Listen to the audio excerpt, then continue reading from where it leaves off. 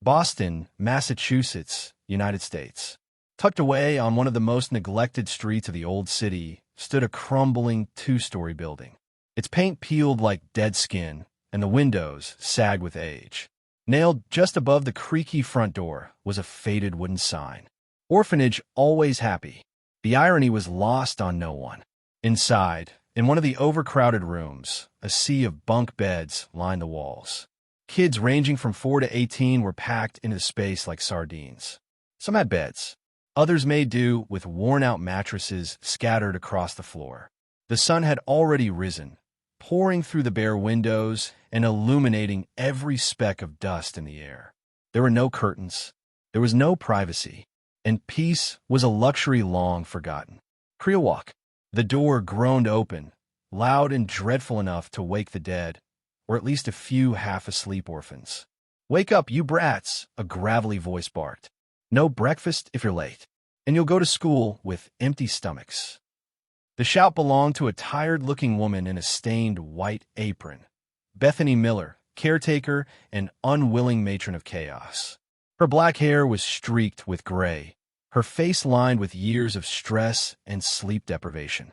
"And hurry up, or the others will steal your food," she added, slamming the door behind her with a final bang.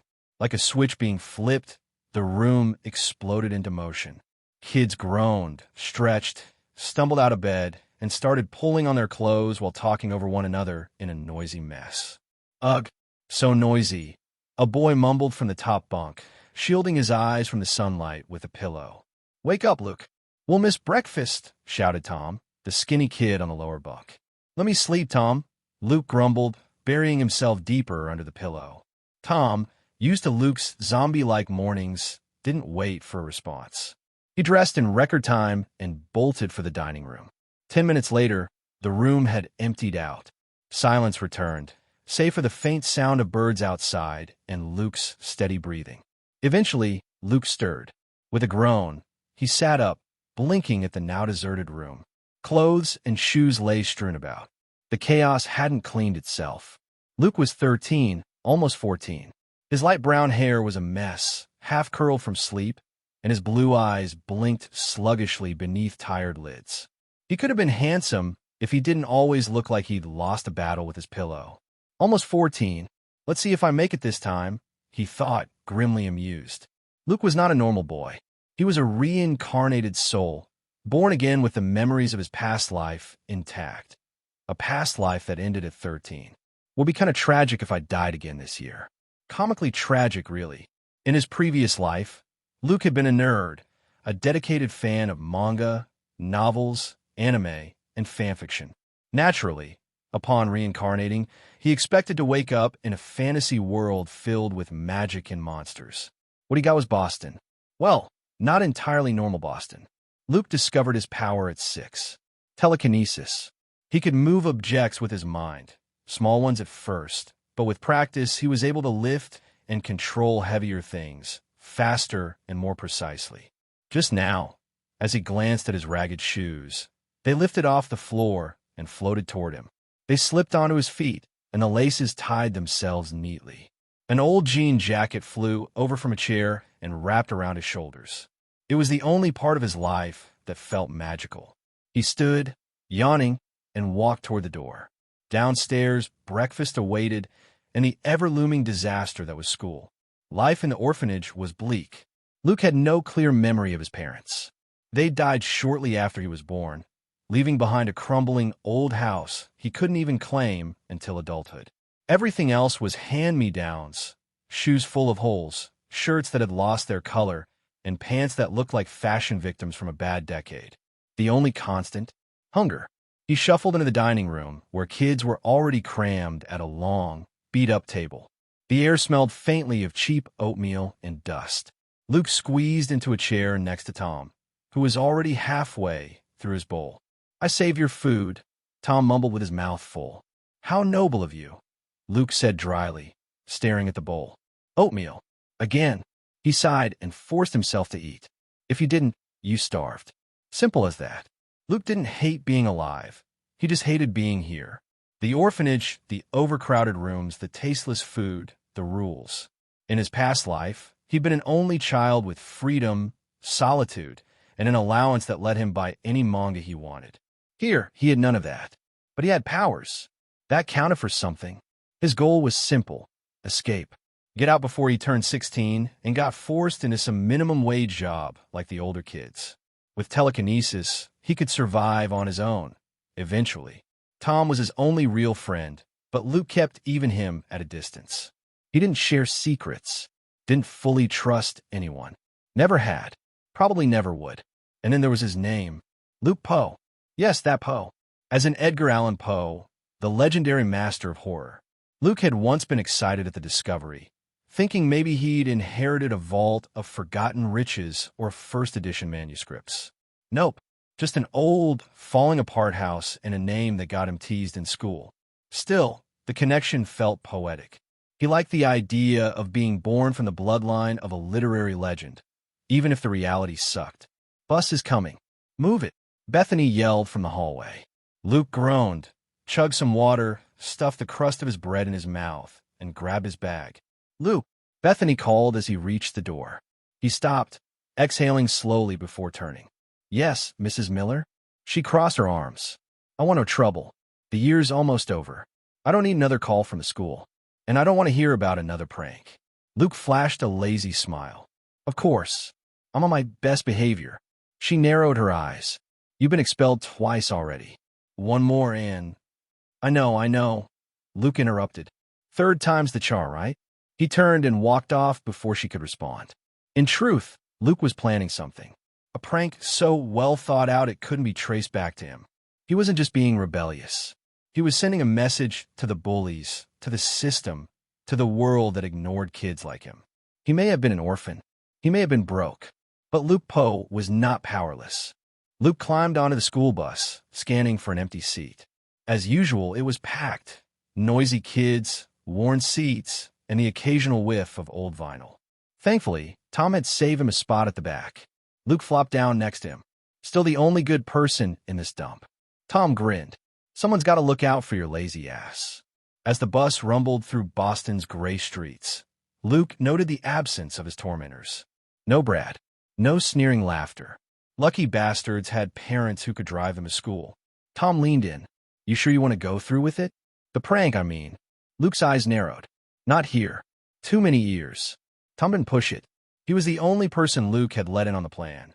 Partly because he needed help, partly because Tom hated the bullies just as much. The opportunity? Saturday night. The school was throwing a big party to celebrate the end of term. Music, punch, dress codes, and all the fake smiles a high school could muster. The target? Everyone who had looked down on Luke and every other orphan in that school. Time to remind them that even rats bite when cornered. When the bus stopped, the two headed toward their lockers. Just a few steps in, a mocking voice rang out. Nice shoes, Luke. You break into a donation bin for those. Luke turned slowly.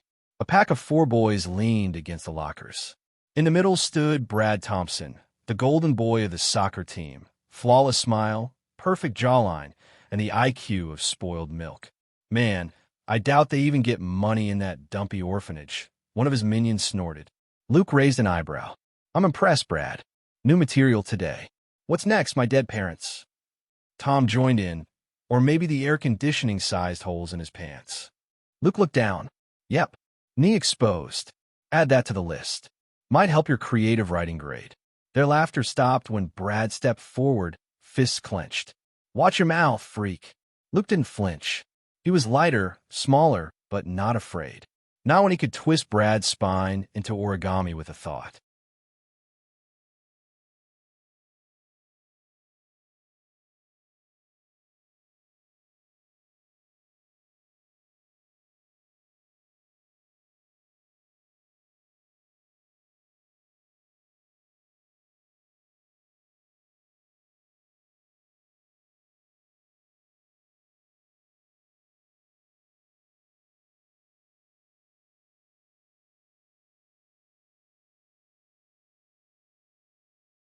And walked away like every other adult who conveniently ignored reality. Classes dragged on. Luke aced every test with ease. 8th grade was déjà vu. and, with a photographic memory and psychic multitasking, it was borderline insulting. He knew the others hated him for it.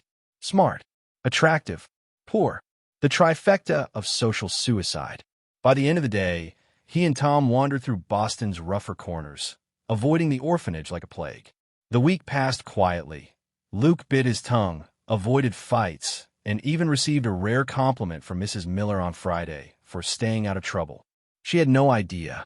Saturday, 7:45 p.m. Students filed into the school gym turned ballroom in dress clothes. The music thumped. Lights flashed. Teachers smiled like they still believed in youth. Luke wasn't there. Instead, he stood in a rundown warehouse on the outskirts of town, the air thick with decay. Before him were 4 20-liter buckets, sealed tightly. He popped the lid on one. Jesus, he recoiled instantly, hand over nose, but the grin returned. Perfect. Weeks of collecting and fermenting human waste. Mission accomplished. He grabbed a blue recycling bin and a rusted black bike. Using telekinesis, Luke lifted the 4 full buckets behind him as he pedaled through dimly lit back streets, careful to drop the buckets if anyone passed by. The stench followed him like a loyal dog, but no one saw. No one stopped him. By 8:30 p.m., he reached the rear entrance of the school. Behind the dance hall, hidden in the shadows, he waited. Ping. A text came through. Tom, doors open. The door creaked. Tom stood in a too-big suit, cheeks flushed, lipstick smudged across his mouth. Luke raised an eyebrow. Looks like you had fun. Tom beamed. Strawberry. Her lip gloss tasted like strawberries. Too much info, Luke deadpanned. Grabbed 2 buckets. Both boys lugged the heavy containers inside. Seriously, how the hell did you carry all 4 earlier? Tom huffed, sweat on his brow. Trade secret, Luke muttered, setting the last bucket down beside a maintenance hydrant. They dumped the buckets into the recycling bin. Luke took a special hose, custom-built, double-ended, and connected one side to the bin, the other to the hall's sprinkler feed. With a thought, the mixture thickened, stirred, and liquefied. Luke manipulated it all with his mind, grimacing as he crushed clumps of waste into a foul sludge. Done, he said finally. When I text, pull the alarm. Hide. Be invisible. Tom nodded, then returned to the dance, buzzing with nervous excitement. Luke cleaned up, hid the buckets and bike, and climbed to the rooftop. Through the high windows, he could see everything. The music, the lights, the fake joy. Brad was there, arms around his cheerleader girlfriend, acting like he owned the world. Luke smiled darkly and texted a single word. Now. Chaos. The fire alarm blared. Sprinklers clicked. But instead of water, brown sludge rained from the ceiling like biblical punishment. Students screamed. Dresses stained. Makeup ran. The DJ dropped his headphones. Teachers panicked. Punch bowls flooded with excrement. Brad's girlfriend screamed and vomited into his lap. From the rooftop, Luke watched, arms crossed, eyes alight. Poetic justice, he whispered. Everything was ruined. Hair, clothes, reputations. The stench of karma filled the air. Satisfied, Luke vanished into the night. The bike and buckets returned to the warehouse. Back at the orphanage, silence reigned. Everyone was asleep. No one saw him return. No one would ever prove it was him. But he'd know, and so would they. Hey, welcome to Firescale Audiobooks. If you enjoy our audiobooks, please consider subscribing to the channel. Also, feel free to share your review in the comments section below. The next day, Luke woke up in a good mood. Brad and his stupid friends had gotten what they deserved. So had the teachers who turned a deaf ear to the complaints of Brad and the company's victims. The only bad thing was the innocent people who participated in the dance were bathed in shit. Nothing can be perfect, right? One bath, and they'd be as good as new. As he climbed down from his bed, he noticed Tom wasn't there. He must be having breakfast, Luke thought as he left the room and headed for the dining room. Halfway there, he was intercepted by one of the older girls at the orphanage. Her name was Rachel, and she always had a very unfriendly look. Mrs. Miller is looking for you, Rachel said without much explanation. Why? Asked Luke. I don't know, but it sounds serious. What have you done this time? Asked Rachel with judging eyes. I haven't done anything, huffed Luke indignantly as he headed for Mrs. Miller's office. When he reached the door, he entered without knocking. It was the 21st century, and he was 13 years old. He should not have to comply with such formalities. Mrs. Miller's office was as shabby as all the rooms in the orphanage. In the center was an old wooden desk. In the chair facing the front was Mrs. Miller, and in the visitors' chairs were two people who did not look good to Luke. They were Principal Winks and Vice Principal Isabella. It was not a good thing for these two people to be at the orphanage on a Sunday. "You were looking for me?" asked Luke, acting normally. "Yes." "Sit down," said Bethany. "Why is the principal of the big Brighton High School here?" asked Luke in an exaggerated tone. "Don't play dumb, Luke. We know you're responsible," said Isabella in a stern tone, scowling at Luke. "The responsible one for what?" asked Luke. His expression was one of bewilderment. "For showering all the students and staff of the school with excrement at the dance last night," Isabella replied awkwardly. Luke thought it was funny that she used the word excrement instead of shit. "I don't know what you're talking about. I didn't go to the dance, and from early on we all went to sleep at the orphanage," Luke replied. "Luke stops lying. We have proof. Tom already confessed and showed several proofs to the director that you were the mastermind," said Bethany, sighing and showing him Tom's cell phone. Luke's expression turned puzzled. As he looked at the cell phone in Mrs. Miller's hand, he knew immediately that it belonged to Tom. "That backstabbing son of a bitch," thought Luke with a cold look that hid fury. "Where's Tom?" asked Luke, trying to contain his anger. If he saw him now, Tom's arm might twist in mysterious ways. Now is not the time to talk about that. Tom already confessed, and the evidence he showed us presents you as the mastermind, said Principal Winks, speaking for the first time. That doesn't take the blame away from him. Your friend was complicit and will get his punishment accordingly. However, your punishment is far more serious, commented Isabella. That fucking bitch putting all the blame on me. How did they catch him? Luke thought with a frown. The plan was perfect. Clearly, it was Tom's fault. Someone must have seen him when he pulled a fire alarm or something. To save his skin and minimize his punishment, he put all the blame on Luke. A real rat. How useless. He can't complete a simple task properly, Luke thought disdainfully. What punishment are we talking about? Just expel me, and that's it, snorted Luke in an annoyed tone. He no longer cared about being expelled. With his powers, he could survive without any problems in the world. That was the decision at first, but with the parent board and Mrs. Miller we have come to an agreement, said Winks. Luke looked at him and raised an eyebrow, waiting for his sentence. When you start 9th grade, you will be suspended for 2 weeks of school. Before that, during the vacations, you will do community service for a month, cleaning up parks, helping at shelters, and that sort of thing. But first, you'll have to clean up the mess you made. These days, you must clean up the ballroom, which is full of excrement, Winks explained in a calm tone. Luke couldn't believe his ears. Rather than this, he would rather be expelled. However, it was not good to show anger. The best thing to do was to accept and sneak out of the orphanage. Fine, I'll do it, nodded Luke, looking understanding. Oh, I almost forgot. Mr. Thompson also asked that you send a video offering your apology. All the parents agreed. You know how technology is. Ask someone to record you and apologize sincerely, added Winks. Luke's eyes widened in surprise and anger. It was obvious that this would be Brad's stupid father. This time, he couldn't contain his anger. As far as grades went, he was one of the best students in the school. If it wasn't for Brad and his gang, he would have no problem at all, and he could pass his school years peacefully. But always the teachers and other adults sided with Brad and his stupid family with money. Fuck you, old man, shouted Luke as he waved his hand, exposing his middle finger. 2 weeks of being suspended and missing classes, having to copy a lot of homework. A month cleaning parks and helping homeless people. Cleaning a classroom full of shit and then having to humiliate himself and send a video apology.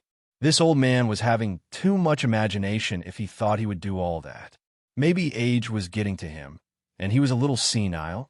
Disrespectful, exclaimed Isabella, getting up from her seat and looking at Luke, unable to believe what he had done.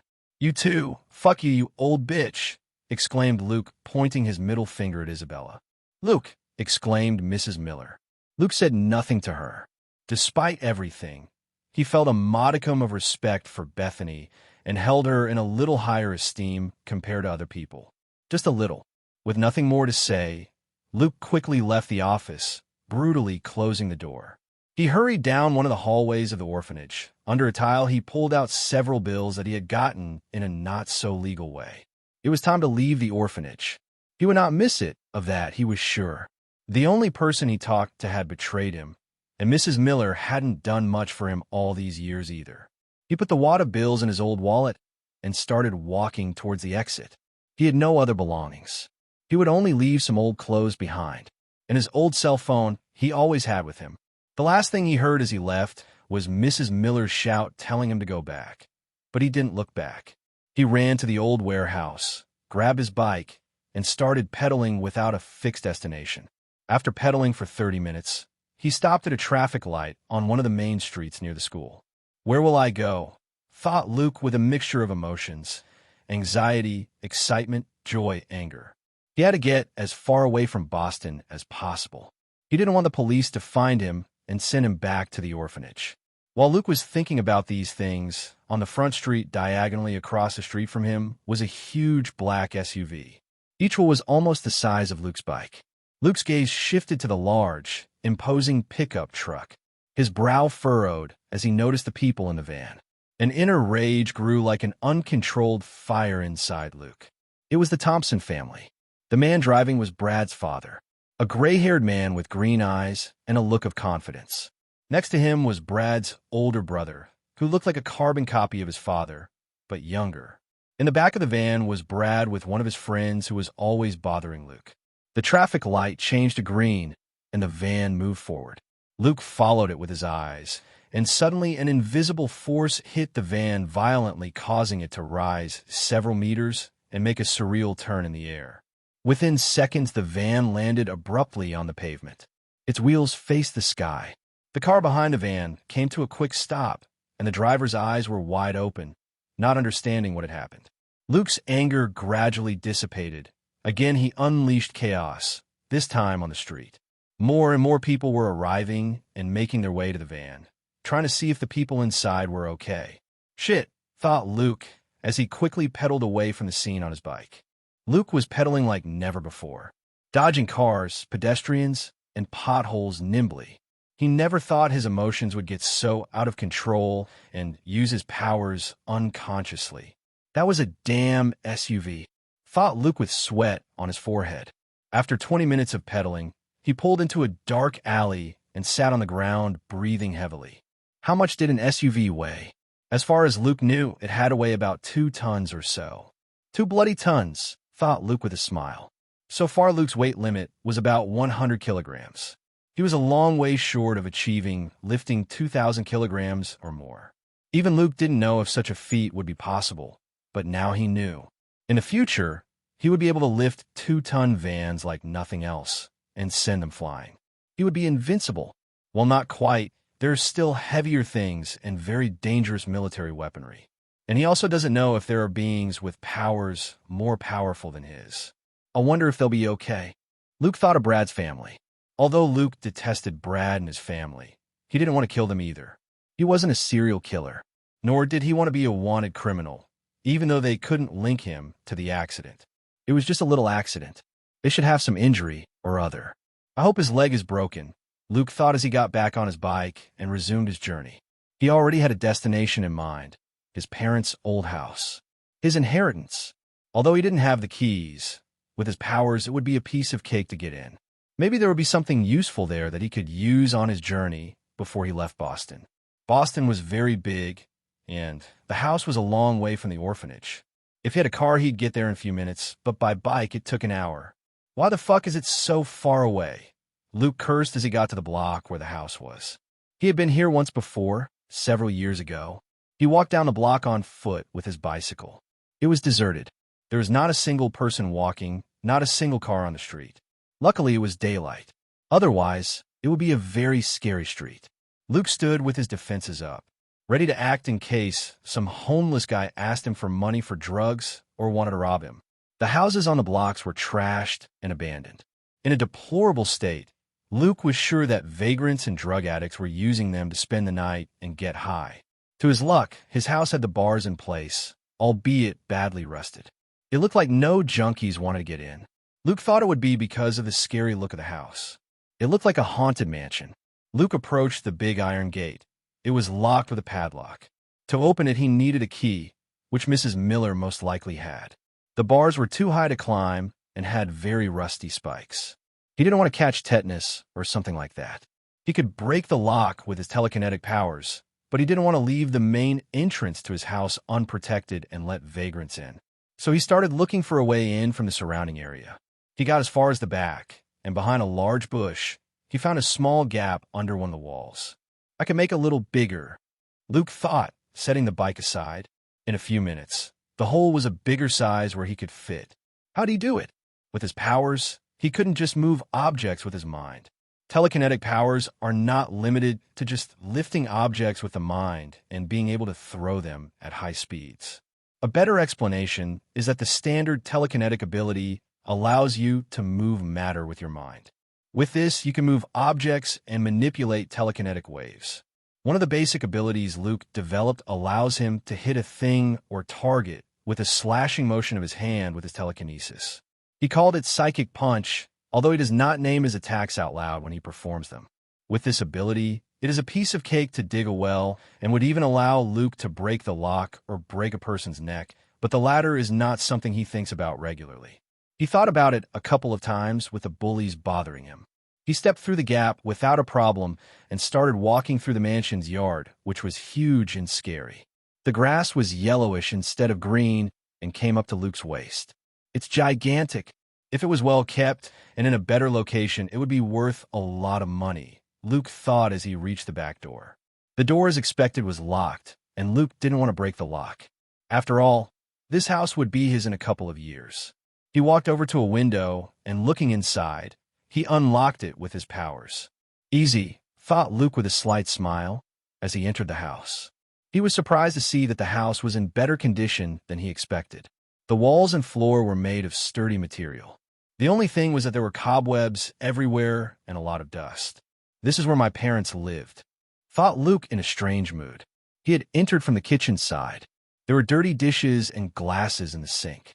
The refrigerator was full of dirt, and when he opened it, a horrible smell filled his nostrils. There was a lot of food left, and it was expired. There was nothing useful in the kitchen, so he moved on to the next room, the dining room. It had a large old wooden table and chairs with cushions full of dust and cobwebs. In the center of the table was a vase. The flowers had fallen on the table and were completely black. He found nothing either, so he went to the next room, which was the living room. It was larger than the dining room. It had a higher ceiling, gloomy decorative moldings, and a central fireplace. What is that decoration? Thought Luke, looking at the wall where there were many skulls and black roses.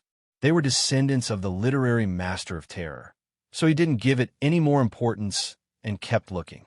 Finally, he came to an interesting place, the library. The place was large, and there seemed to be a lot of bookshelves. Most likely there were hundreds of books in the place, full of dust clearly. In one part of the library, there was a fireplace and black sofas for comfortable reading. Although he did not have a single penny of inheritance, the house alone was a very good inheritance. Not every person had a house of this size. As for the location, Luke didn't mind. With his telekinetic powers, he wouldn't be afraid of a couple of drug-addicted bums. Out of curiosity, Luke started flipping through a couple of books. They were all of the horror genre. He was able to find books by his ancestor, Edgar Allan Poe. As his fingers ran along worn book spines, something in a dark corner of the shelf caught his eye. The subtle glint of a black necklace captured his gaze. As he drew closer, the gleam of the ornament shimmered with a peculiar radiance. This might come in handy, thought Luke, who was planning to sell the ornament. Perhaps he could make a few dollars profit. He reached out his hand and took the necklace carefully. The moment the cold metal touched his skin, a wild black mist detached from the necklace itself. The mist condensed and materialized into the figure of what appeared to be a ghost. Luke stepped back quickly, his gaze alert and puzzled.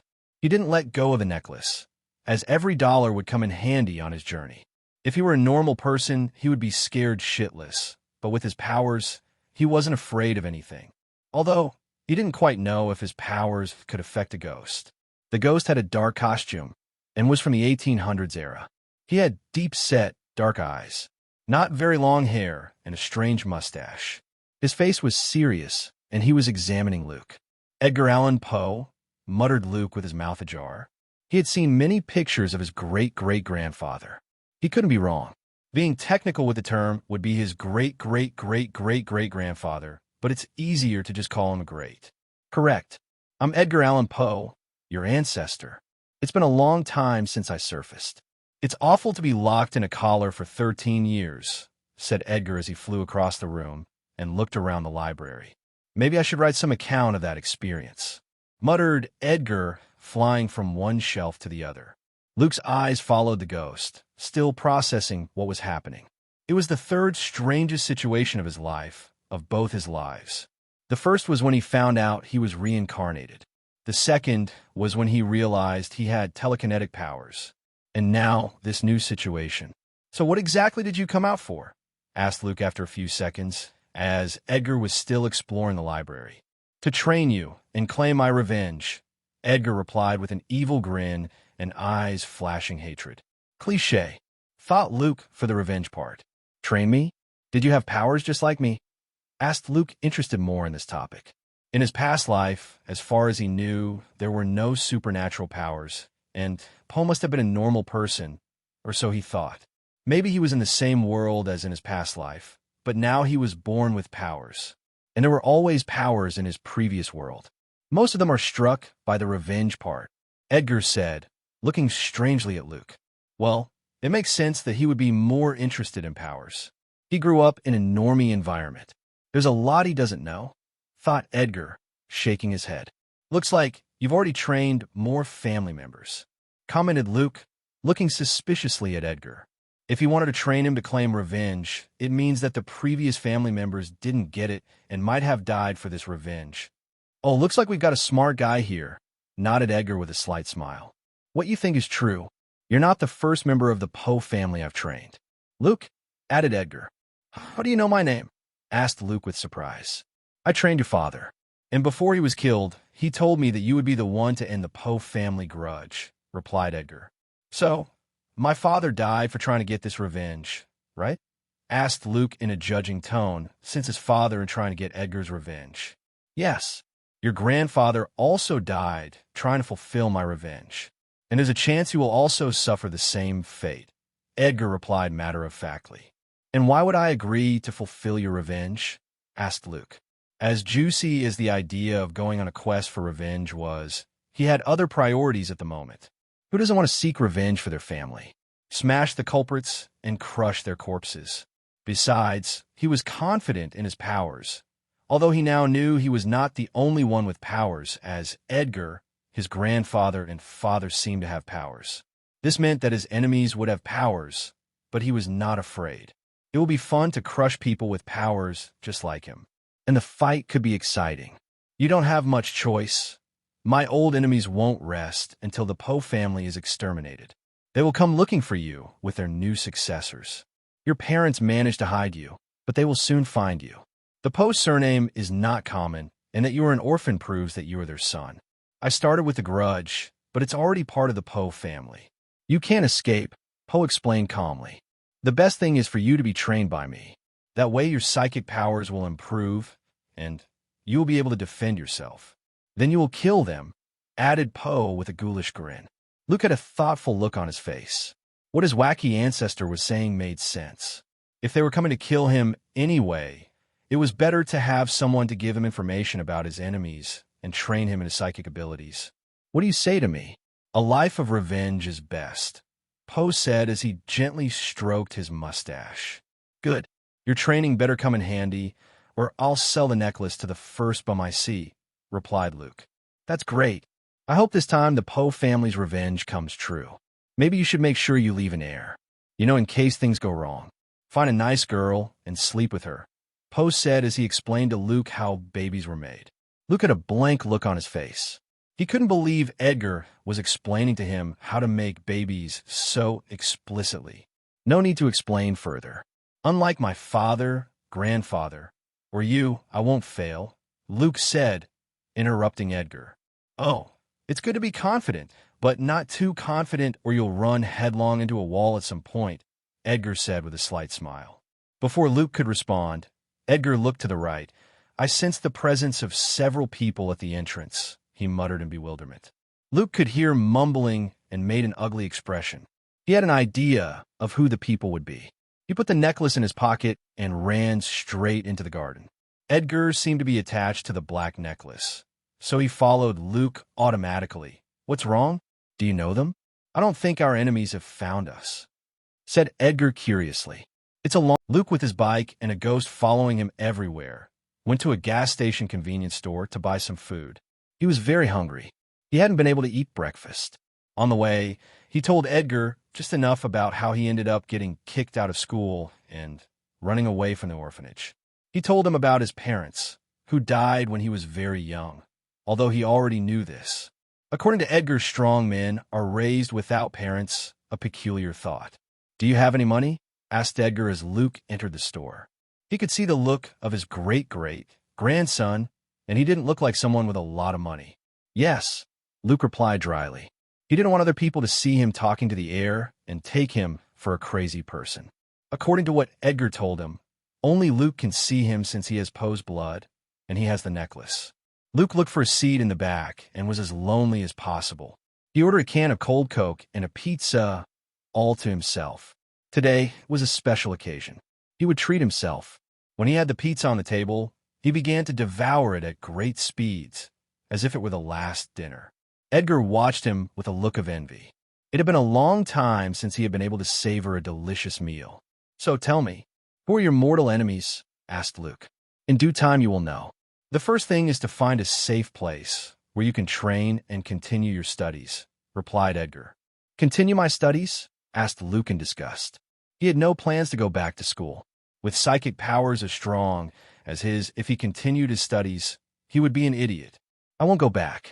The school has nothing useful to teach me, added Luke. I'm not talking about those normie schools, said Edgar in disgust at the mention of normal schools. Normies, thought Luke with a raised eyebrow, looking at his great-great-grandfather. It was a very current term for a person from the 1800s to use. In internet slang, normie was used to refer to very normal, stereotypical things. For example, Brad and his girlfriend. So, what school are you referring to? Asked Luke, curious. Nevermore Academy, replied Edgar with a mysterious smile. Luke, who was about to take a bite of a piece of pizza, froze. What? Thought Luke. His expression on the outside remained unperturbed. He had heard that name before. 13 years ago, and a bit more to be exact. When he died mysteriously, one of the last series he watched was Wednesday. It's about Wednesday Adams, a gothic, shady girl who attends Nevermore Academy while trying to solve a mystery and confront a mad pilgrim returning from the grave. In this series are the outcasts who attend this academy. There are psychics, werewolves, gargoyles, vampires, and several others. He finally found out what world he was in. He never thought he would be in Wednesday's world. The prank of filling the ballroom with shit through the sprinklers he got from the series. In the series, a group of normies do the same thing, but instead of shit they use red paint and ruin the Nevermore Academy dance. Now that I remember, at Nevermore Academy there's a statue of Edgar Allan Poe. Thought Luke. Why so quiet? Asked Edgar with a strange look on his face. He still hadn't explained anything about the school to him. It's nothing. It just seemed like a strange name, said Luke, snapping back to reality. What's the difference between that school and another one? Asked Luke, playing dumb. Nevermore is an academic institution that educates all kinds of outcasts. Vampires, sirens, psychics, gorgons, werewolves, and many more. The perfect place to hone your psychic skills. I was a great student. I even have a statue, Edgar explained with an air of smugness. My father went to that academy? Asked Luke. Yes. I accompanied him and trained him just like your grandfather. He was a great psychic. Too bad he wasn't strong enough, replied Edgar sadly. Is your training effective? You don't seem like much of a teacher if everyone ends up dying, asked Luke, looking doubtfully at the ghost. Of course it's effective, exclaimed Edgar indignantly. Only those dirty Spellman family people made deals with demons, he added with hatred and a vein in his forehead. Demons? Spellman family? Thought Luke. There wasn't much talk of demons in the series. The only thing he could relate to was the mad pilgrim Joseph Crackstone when he came back to life after hundreds of years and had a half-demonic appearance. It's weird that you hate demons with the stories and tales you used to write, Luke commented. There are limits to everything. Those who make deals with demons are already against humanity. That idiot Crackstone had to have gone after them, said Edgar. Or is it true that he made deals with demons? Peculiar for a normie, Edgar muttered with a thoughtful look.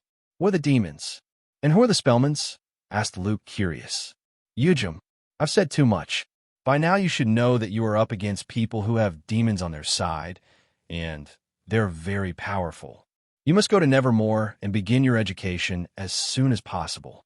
We will start training right there, Edgar said, clearing his voice. Luke frowned. The Wednesday series didn't talk about this at all. There was no successor to Poe, or maybe they didn't show him in the episodes, or he died early. His birth had changed a lot of things. Nevermore is the safest place. They'll accept you right away as soon as they know you're a Poe, Edgar said when he saw that Luke didn't speak. I'll go. Want to draw attention if I go with the last name Poe? Asked Luke. It wouldn't do any good to draw the attention of his demonated pursuers.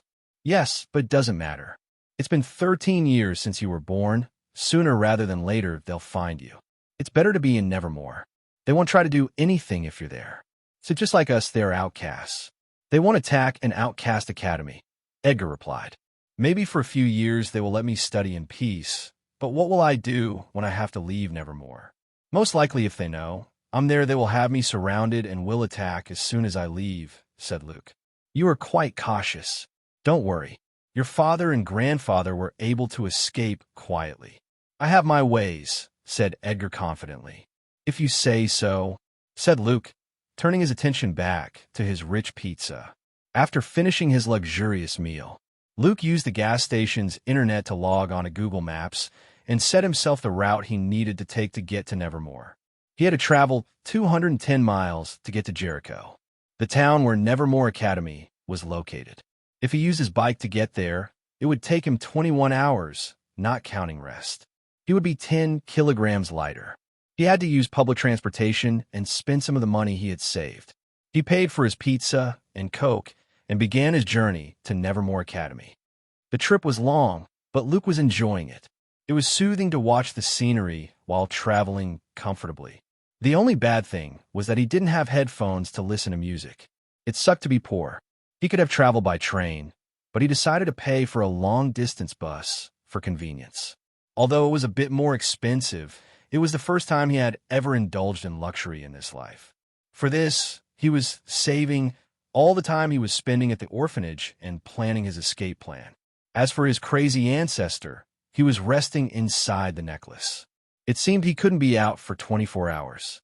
He had to replenish energy, and his time outside was limited. He could go out for about 4 hours. On the trip, Luke thought about many things. In 2 months, he would start his 9th grade year at Nevermore if accepted. According to Edgar, they were going to accept him yes or yes. And it doesn't matter that he ran away from his orphanage. He said that outcasts help each other, and even more so if you have a last name Poe. He also thought about the story that unfolds in the Wednesday series. From what he remembers, Wednesday enters Nevermore at the age of 16, so that would still be 2.5 years away as she enters in the middle of the year. How strong will Hyde be? Thought Luke. Hyde was a horrible monster with great strength and was one of the antagonists of the series. A boy who appeared to be a normie was one and was controlled by the main antagonist. I don't remember his name, but if I see him, I should recognize him, Luke thought, looking out the window. Remembering exact things from his past life was much more difficult, and it seemed his photographic memory wasn't entirely effective. Though if he tried hard, he might be able to remember it. He must take tests. The first person to unlock the true nature of a Hyde would make him a slave to this person, developing a primal loyalty to him. However, Luke had no plans to do this as long as the main antagonist hadn't already done so. He wanted to keep a horrible monster as a pet. He'd beat it to a pulp with his powers on sight. The bus he was riding on stopped, and a shout was heard. This will be the last stop. If you want to relieve yourselves, or buy something, do it now. Several people started to get off the bus. Luke did too. His butt hurt from sitting for so long. At the stop beside the gas station, there were a couple of stores. Luke headed for the bathroom. When he came out, he noticed that one of the stores was a bookstore. Let's see how much money I have left, Luke thought, taking out his wallet and starting to count the money. The wallet was old like all his belongings. He stole it from a homeless man in Boston who wanted to rob him. A homeless man wanted to rob an 11-year-old boy. What he didn't expect was that the boy had telekinetic powers. Tough luck for that homeless guy. Since it was night, Luke decided to use his powers. Besides, no one would believe a homeless man was on drugs. $555. Not bad at all, Luke thought. Before the trip, he managed to get a few dollars for his bike, as it would be too difficult to take it with him. He decided to go into a bookstore and buy some books to read for the rest of the trip. As he opened the door, he heard a bell. The store manager was an elderly man. He looked at Luke since he was the only customer at this hour. Luke noticed that he looked at him with suspicion, as his looks were not good at all, and it was obvious that he was very young, so it was hard to believe that he had money to buy a book or that with his age he reads books considering the technological age. "Hi, I want to buy the book Carrie by Stephen King," said Luke, approaching the counter.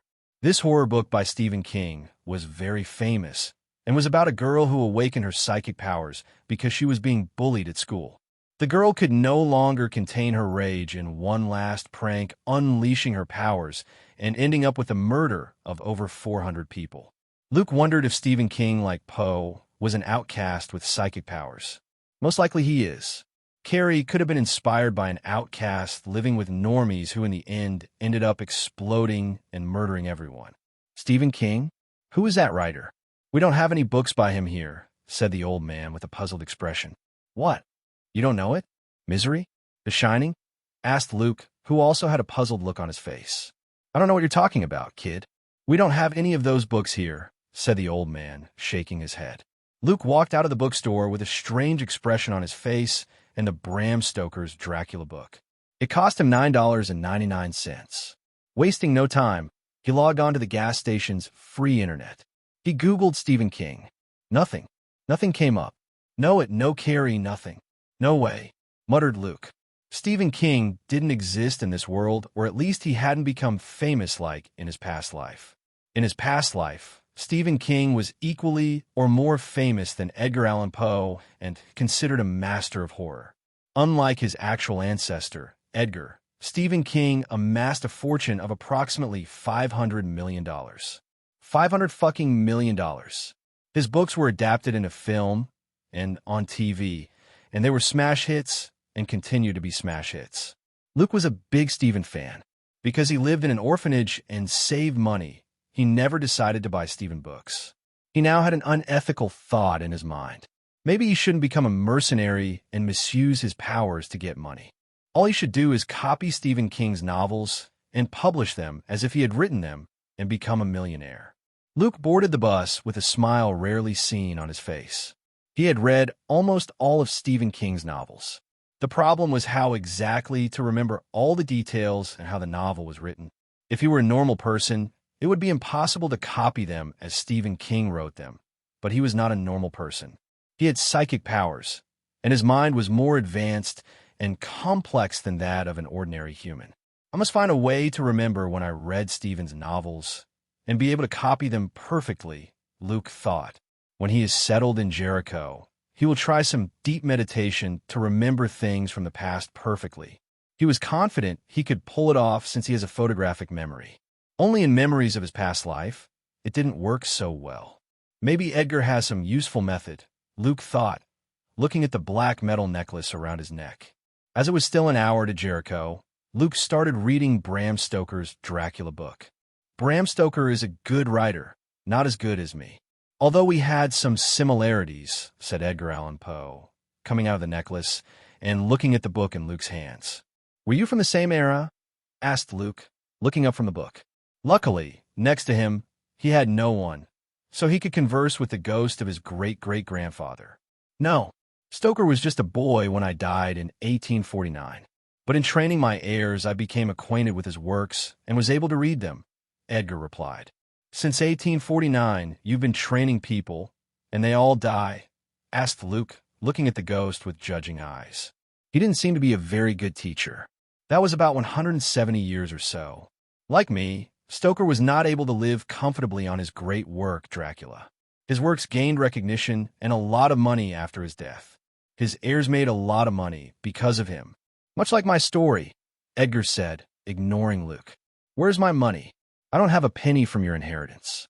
The only thing I had left was an old house in a neighborhood of hobos and drug addicts, Luke commented with a grimace. My works are over 150 years old. What did you expect to live off of them? Not have to work more and be a bum all your life? No, young man. You would have been born earlier for that. Blame your parents, grandparents, uncles, and so on. Not me, Edgar said. Luke said nothing. His crazy ancestor was right. He went back to reading his book, which cost him a lot of money. Reading about Dracula in a world where vampires exist is very different from doing so when you think it's all fiction. Was Dracula a story based on true events? Finally, Luke arrived in Jericho. It's a small, rural American town with many stores, boutiques, and notable landmarks dating back to the Pilgrim era. Luke liked the place. It was quaint. He was getting tired of the big city of Boston. It was nice for a change of air in a town that was cleaner and more connected to nature. So what now? I don't think the academy is open. It's vacation, Luke said, looking at Edgar, who was watching Jericho with a nostalgic look on his face. Don't compare Nevermore Academy to the other normie schools. There's always someone working to improve the school and the condition of the outcasts. Let's go. I'm sure we'll find someone, Edgar said, as he led Luke towards the academy. Nevermore Academy was on the outskirts of Jericho. It was a considerable distance, as you had to venture through the woods to get there. There was a good road, but Luke didn't have a car. Damn it, I shouldn't have sold the bike, thought Luke as he walked along the edge of the road. How much longer? Asked Luke, waving the necklace around his neck. Don't shake. It makes me dizzy, said Edgar, annoyed as he stepped out of the collar. Damn ghost. While I'm walking to my death, you're resting quietly in the necklace, thought Luke. About 20 or 30 minutes. Maybe more. They upgraded the asphalt. There must be a good director running Nevermore, replied Edgar as he admired the new road. If I'm not mistaken, the director was called Larissa, thought Luke, remembering the tall blonde woman from the series. He was curious as to what Larissa would be like. Would she have the same appearance as in the series he saw? The same personality? The same destiny? As for the last one, she is the most malleable, as Luke's interference could change her fate, which is death at the hands of the crazy normie professor. They should put a bus or something, Luke complained. It's summer vacation. What student would come to school? You should improve your physical fitness. Maybe we should start with that, said Edgar, shaking his head. Shut up. I'm only 14, said Luke, justifying himself. A 14-year-old who can't walk a few miles, said Edgar with a slight smirk. Before Luke could start an argument, Edgar spoke again. You turned 14 already? When? He asked. Yesterday. Oh, congratulations. How did you have a good time? Asked Edgar. Great.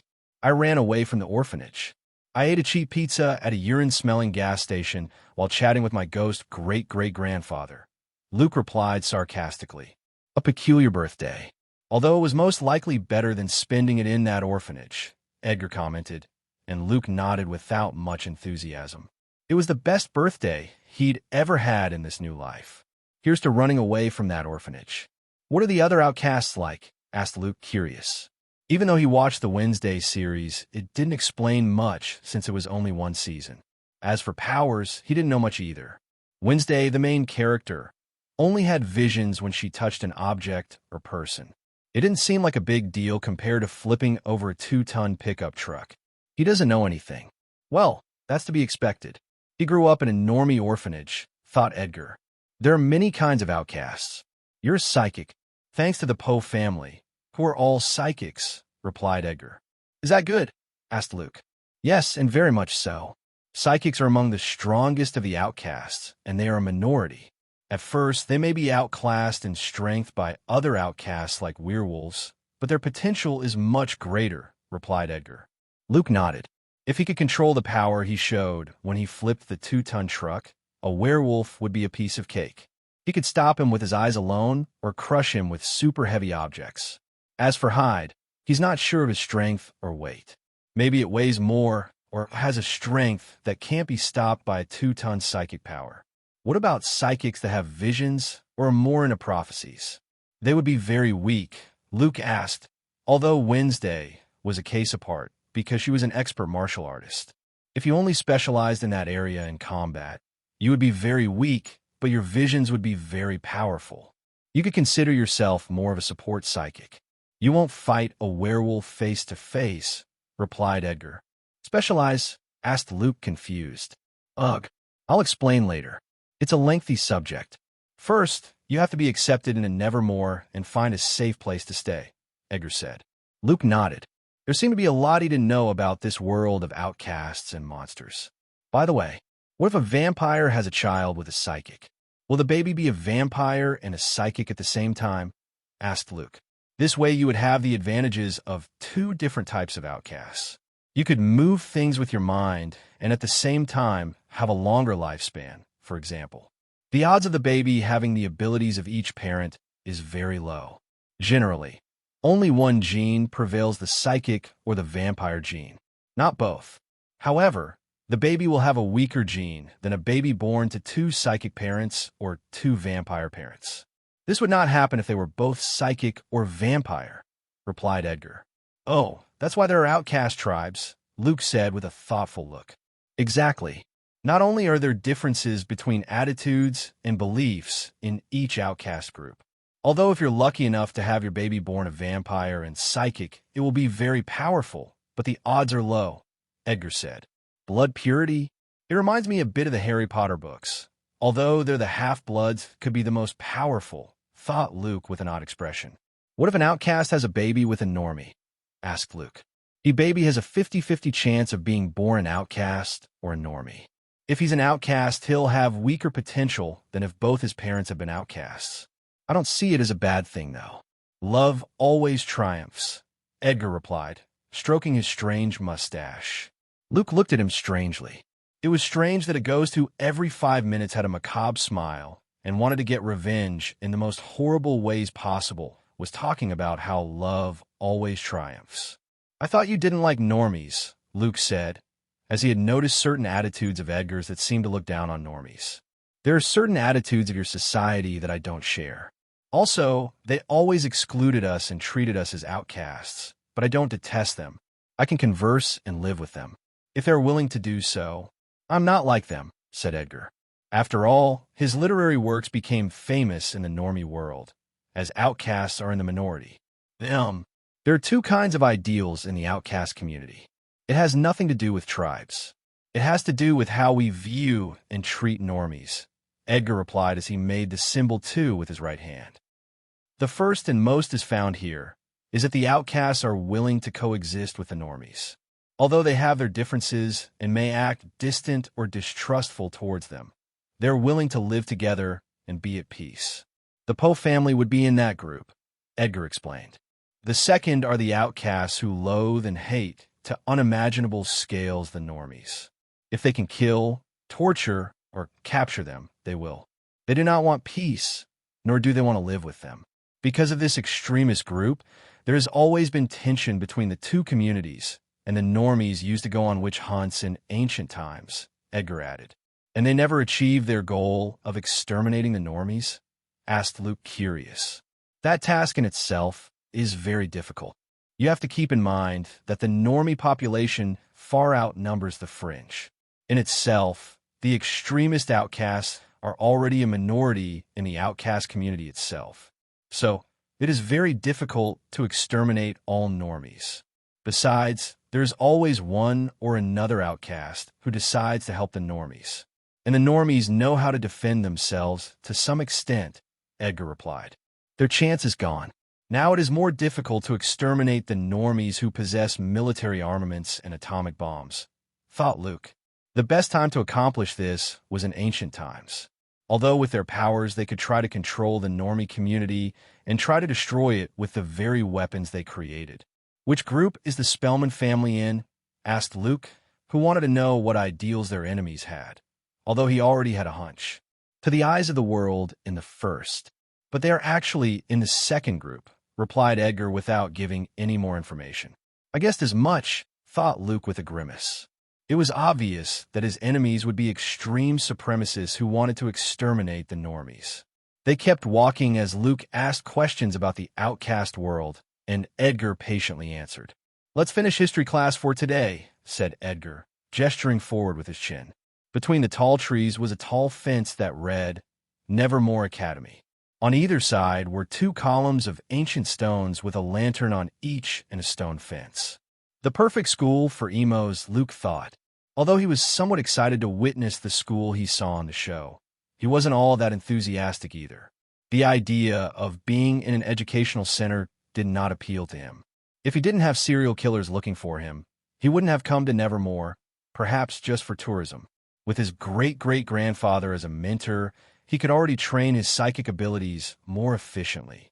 He didn't need to come to an academy/boarding school and share day-to-day life with insufferable teenagers, although he was one himself. Although they were outcast teens, Luke, watching Wednesday's series, found no difference between the teens at Nevermore and a regular school. The groups, the popular school activities, and the same old bullshit. The only difference was that there were teens with powers and slightly more bizarre behavior. You might sound very emo, even if you didn't want to admit it. You don't look very happy, Edgar said, looking at Luke's expression. He didn't look like a typical student happy to see his new school and the adventures he would spend there. No, I'm very happy. My happiness is so much that I forgot how to smile, said Luke as he walked towards the big gate. When he was closer to the gate, Luke heard a soft creaking sound. The gate opened by itself slowly. Well, thanks, thought Luke without giving it much thought, as he crossed the threshold. He heard the creak again. The gate closed. On the path that was now part of Nevermore Academy, he came across columns that had creepy gorgons that seemed to be following him with their eyes. After about 10 minutes of walking, he finally caught sight of the Gothic architecture of Nevermore Academy. It was gigantic and very creepy looking. What do you think? Asked Edgar with a smile, looking at the imposing academy. Creepy, Luke said dryly. The school was surrounded by another fence, and there was another gate. The bad thing was that this gate was locked and didn't open automatically when Luke approached it. He tried to open it manually, but it wouldn't budge. What now? Asked Luke. Look, there's someone in there, said Edgar, pointing toward the inside of Nevermore Academy. Luke looked through the bars of the gate, and sure enough, there was a bald, hunched-over man with his back to him. He had a broom and was sweeping leaves. The bald man's clothing was black and dirty. His shoes looked to be in worse condition than Luke's. Hi. Hey you. Hello, called Luke, raising his voice. The bald man didn't flinch no matter how many times Luke called out to him repeatedly. He was still sweeping leaves as if nothing had happened. Is this bald guy deaf? Asked Luke in a high-pitched tone. Who are you calling bald? The bald man exclaimed angrily as he turned around and looked at Luke. No one. You must have heard wrong. I would never say something like that, said Luke with an innocent smile. I may be blind in one eye, but my ears are in perfect condition, said the bald man, walking over and looking at Luke through the bars. And why didn't you turn around when I called you earlier? Luke thought with a roll of his eyes. Luke noticed 2 bulging eyes looking at him. The eyes were different colors. One was a chestnut color, and the other was a light, almost white color. The look of this bald one was creepy. It matched well with the academy's looks. Whatever you say, Baldy. By the way, are there any school personnel here today? If there aren't, how do I contact them? Asked Luke impatiently. Sniff, sniff, sniff. The bald man sniffed through the bars near Luke, who looked at him in disgust. You smell like Normie. You better get out of here, kid. You don't want to get hurt. This school isn't for your type, said the bald man, flashing a creepy grin with a couple of teeth missing. Should I break his leg with the rock over there? That way he'll see I'm a psychic, Luke thought seriously. Don't hurt the school staff, or you'll be expelled before you start, said Edgar, noticing the mischievous look on Luke's face. TSCH, clicked Luke's tongue internally. Just as he was about to demonstrate his psychic powers in a harmless way to let the bald guy know he wasn't a normie, someone spoke up, getting his attention. What's going on here, Willie? What's all the fuss about? It was a female voice. Both the bald man and Luke looked at the new person who appeared. She was a very tall woman, about 6 feet tall. Her hair was blonde, almost white, and she had blue eyes. Her dress was very professional, and she looked very expensive. Very different from the bald guy named Willie. Director Weems. Nothing that deserves your attention. Just a normie boy who got lost. Willie said politely. Very different from when he spoke to Luke. A normie boy? Thought Weems quizzically. It was rare for normies from Jericho to visit Nevermore Academy, since Jericho's citizens are prejudiced about the school and its students. Weems' goal as principal of Nevermore was to create a world where outcasts and normies could coexist in peace and harmony. So, she was always trying to promote activities that would help this. Weems, with this in mind, couldn't let the normie kid go to Jericho, seeing creepy, weird janitor Willie. It could get bad rumors going. Hello, boy. My name is Larissa Weems. I'm a principal of Nevermore. You seem to have walked all the way here. Would you like me to give you a lift into town? Asked Larissa as she unlocked the gate with an old key. Luke was surprised at how polite Larissa sounded and how kind she was to offer to catch him up to town, but there seemed to be a misunderstanding. Oh, it's that brat, Larissa? I thought I looked familiar with that pale, blonde gentlewoman, Edgar said next to Luke, who decided to ignore him, as he couldn't talk to a ghost right now. Nice to meet you, Principal Weems. There's a bit of a misunderstanding. I'm not a normie. I'm an outcast, Luke said as he looked at the headmistress, who looked just like she did in the Wednesday series. Don't believe him, Principal. This brat likes to lie. I smelled him repeatedly. He has a normie smell, said Willie. In no time did I lie. You're bald, and I'm an outcast, Luke said with a grimace. This bald guy wanted to look for trouble with him, not to blame him if he was rude. Before Willie could burst out and start ranting at Luke, Larissa interrupted him. It's okay, Willie. Go clean up the backyard. There's a lot of leaves piled up, she said. Willie huffed in annoyance, glared at Luke, and walked off with his broom grumbling. When Willie disappeared, Larissa looked back at Luke. You say you're an outcast. What kind exactly? If I may ask, Larissa asked curiously. In the outcast world, there is no taboo about what kind of outcast you are, unless you are a Hyde, as you have no control and can murder those around you. A psychic, replied Luke as he looked at a small stone near his shoes. The stone started to float until it reached the height of his head. He made it spin around him a couple of times. Down, up, drawing a circle until it landed softly on the ground. Oh, a psychic with a specialization in telekinesis. Psychics are not very numerous, Larissa said in surprise. Again, with the specialization thing. Luke thought, not understanding what she meant. You're not a student here. Did your family send you to a normie school? Larissa asked curiously. Not all outcasts decided to send their children to outcast schools, as there were very few of them. So, if they lived too far away, they would send them to normie schools and teach them about their powers themselves. Yes and no. I went to a normie school, but I don't have a family. I'm an orphan, Luke replied. What? Murmured Larissa with much surprise. A psychic in a normie orphanage? This was very odd. Outcasts were in the minority as far as normies were concerned, and psychics were a minority in the outcast community itself. What was the chance of a psychic ending up in a normie orphanage? That's what Larissa was thinking. Besides, Luke's abilities showed great control, even though he only lifted a single stone. What's your name? Asked Larissa, and her lower lip quivered. She moved closer to Luke and looked at him more closely. What's wrong with her all of a sudden? Thought Luke, surprised by the change in the headmistress's attitude. Luke, he replied. Your full name? Hurried Larissa. Luke Poe. You are her son? No doubt about it. You have her eyes and the same color hair, said Larissa in shock as with her hands, she touched Luke's cheeks. Luke didn't know how to react. This situation was not what he had originally expected.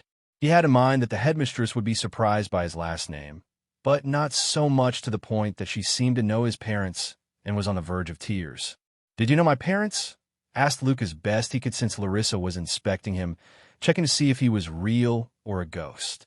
Yes, to both of them. All three of us attended Nevermore in the same year. I was closer to your mother, replied Larissa, wiping away tears that were about to spill from her eyes. I didn't expect this, Luke thought. It looks like the Poe family will survive. It's a miracle, said Larissa happily. Follow me. We have a lot of things to talk about. And you most likely have many questions, added Larissa, starting to walk in the direction of the academy.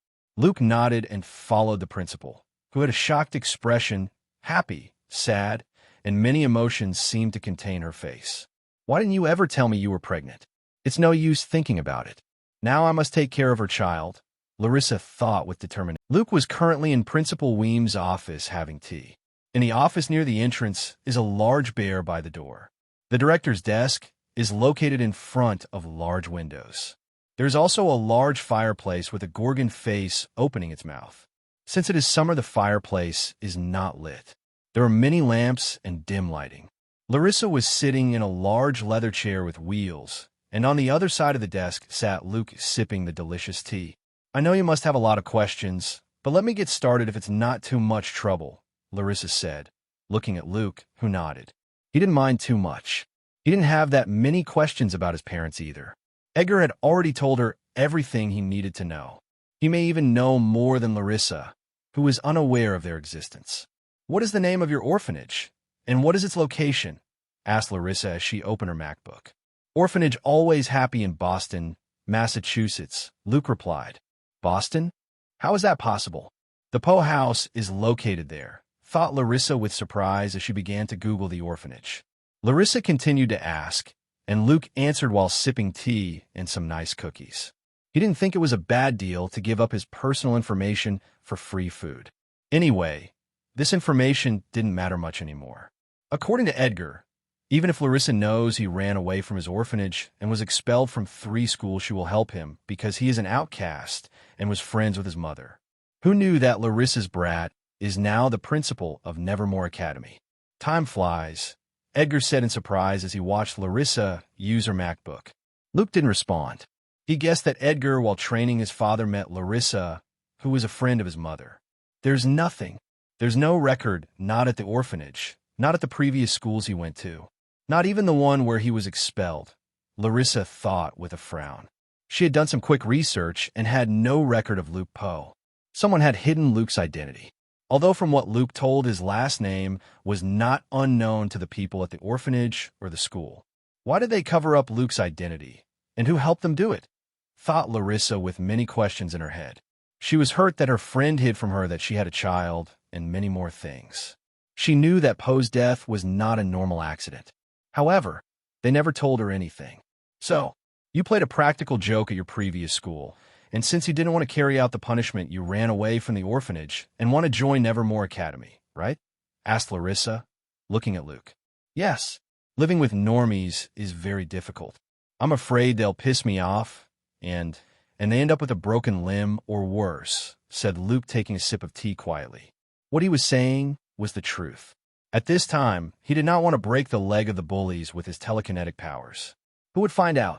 He could wait for the right moment and make it look like an accident so it wouldn't be so surreal when his leg bent out of nowhere. Or maybe as he walks down the stairs, give him a little telekinetic shove and let it be what God wills. In a normal world, it would be impossible to get caught. He was always tempted to do it, but he controlled himself. Splendid self-control, if Luke could say so. Anyone in a situation would have already revenged himself by using the powers, but he decided to use a normie and harmless prank. He started to see Brad and the other bullies as annoying flies, but if they bother him over and over again, they can get to piss him off. He's still a human after all. He doesn't want to end up like Stephen King's Carrie by murdering over 400 people. If he alone survives, he could be suspected and would be hunted like a criminal all over the United States. Very annoying. After all, outcasts are known to exist, even if not all normies believe in them. Although he didn't know he was in Wednesday's world when he thought about these things. Luke explained this to the director, who was listening intently. He seems to be more concerned about the aftermath than the deaths themselves. Well, the Poe family members were always peculiar, Larissa thought. Your self-control is very good. You're right. It's hard to control yourself in normie schools, where your powers bursting out can be dangerous. That's why there's Nevermore. You remind me of John, said Larissa. My father, asked Luke. His father's name was John Poe. Yes, John always weighed his decisions on a scale. What will the consequences be if I do this? If he could face them, he would make the decision no matter how dangerous the consequences might be. replied Larissa with a strange smile. Hey, don't treat me like a psycho, Luke thought indignantly. From Larissa's words, it seemed that his self-control was only because of the consequences if he fatally injured or killed a person. On second thought, it was true. Although he could kill Brad and the bullies in discreet ways with his powers, there was always the possibility that someone would know he was the killer. Before, he didn't know what world he was in, so he always had that doubt and caution about using his powers. With today's cell phones, there were cameras everywhere. If out of nowhere Brad's neck was snapped, videos could go all over the world, or if he was pushed out of the school window by a mysterious wind. However, if he didn't care about the consequences and went with his powers, he wouldn't get that far, or so he thinks. He'd just break both of Brad's legs, so he'd have to push a wheelchair. I would just give him a punishment for his attitude. You reap what you sow. I wouldn't go so far as to take his life, Luke said calmly. That had better be the case. Killing normies won't help the outcasts at all. How did you find Nevermore? Asked Larissa. I went into my parents' old house and found information about the outcasts and Nevermore there, Luke replied. He wouldn't tell him about the existence of the chattering ghost or the memories of his past life. You wouldn't think it's all fake, a simple tale? Asked Larissa. If it was a normie, I would see it as fanciful, but since I have powers, I thought it might be real, replied Luke. It wouldn't be logical to think that he would be the only human with powers, although, in reality, he was 100% sure about the existence of the Academy. From what Edgar told him, normies have limited knowledge about the existence of outcasts. Most believe that vampires, werewolves, gorgons, and other types of outcasts are myths and urban legends. The lack of hard evidence and the absence of significant interactions between the outcasts and normies have contributed to the perception that it is all part of the collective imagination. However, some towns, such as Jericho, have had close encounters with these beings and are more informed than the normal population. The lack of widespread knowledge creates an atmosphere of uncertainty and mystery in normal society. This allows the marginals to mingle among them without being easily detected, as most normies consider their stories to be just that, unsubstantiated stories. This lack of knowledge can also lead to misunderstanding and prejudice when the two groups interact, as ignorance can breed fear and mistrust. So, there's always tension between the two groups. Someone who sees two outcasts talking about werewolves, the moon, and things like that would see them as weirdos rather than thinking that they are werewolves. Understand, registration isn't open yet, but I'll take care of the paperwork. Don't worry about that. As for you running away from the orphanage, I will contact them and make the necessary arrangements so you can stay here without any problems, said Larissa. So easy, thought Luke in surprise. It seems his mother's relationship with Larissa was very good. How Edgar knew Larissa from his parents' school days. He knew the headmistress wasn't lying. Sorry for the inconvenience. Another thing, now that I'll be living here in Jericho, I'll need a place to stay, and for that, I'll need money. Can you recommend any jobs? Asked Luke hopefully. With his meager savings, he would not be able to afford a mortgage on real estate. Since Larissa was the director, she seemed to have a lot of connections. In the series he remembered, she seemed to have a lot of money. Maybe he'll find a high-paying job because of her. Before Larissa could answer, someone knocked on the door. Knock, knock. Come in, said Larissa, raising her voice. The door was opened, and Luke saw the bald man named Willie. What is it? Asked Larissa impatiently. A person is waiting. She wants to talk to you. She says it has to do with the brat, replied Willie. It was strange that on a summer vacation day, they should have two visitors. Larissa at first would have told Willie that she couldn't at this time, and the person had to make an appointment before showing up at school, but upon hearing that it was Luke, she told Willie to have that person come in. Luke didn't have a good feeling about this. What person in this world would seek him out? There was only one option, and it was the right one. The person who walked in was a middle-aged woman with black hair and some gray hair. Luke recognized her within seconds. How did she find me so quickly? Luke thought, looking at the woman who was Bethany Miller, the orphanage caretaker who took care of Luke and the other children. Do you two know each other? Asked Larissa as she noticed Bethany and Luke staring at each other. Yes, I was the one who raised this smelly brat, said Bethany, looking at Luke with a frown. Me and dozens of other smelly brats, Luke said, emphasizing this point since she wasn't his mother. She was only the matron of the orphanage, and their relationship went no further than that. "Oh, you must be Bethany Miller, the orphanage caretaker," said Larissa, nodding her head. "You know me?" asked Bethany with surprise. "Luke mentioned you, and I found you in the information there about the always happy orphanage," replied Larissa as she settled back in her chair. "The internet," muttered Bethany with a barely visible grimace. "Anyway, I came here to take Luke. He needs to go back to the orphanage," said Bethany in a forceful tone. "Why do you take your job so seriously?" thought Luke in annoyance. "I'm not going back. I've already found a better school. Even though I'm a minor, I should be able to choose where I study, right?" asked Luke without backing down. "You should take responsibility for your actions, Luke. You filled a giant classroom with shit. You need to clean it up and take the punishment. That way you won't get expelled," said Bethany. "I would take responsibility for my actions if the school wouldn't turn a deaf ear to complaints about Brad and his friends. They can do what they want, and I don't see them taking responsibility for their actions," said Luke, crossing his arms. "Mrs. Miller, I don't think it's a good idea to send Luke against his will to a school he doesn't want to attend. It would be counterproductive," said Larissa. Yes. If you make me come back when school starts, I'll make another prank on the same level. I'll repeat them as many times as it takes until I'm expelled," said Luke with a confident smile.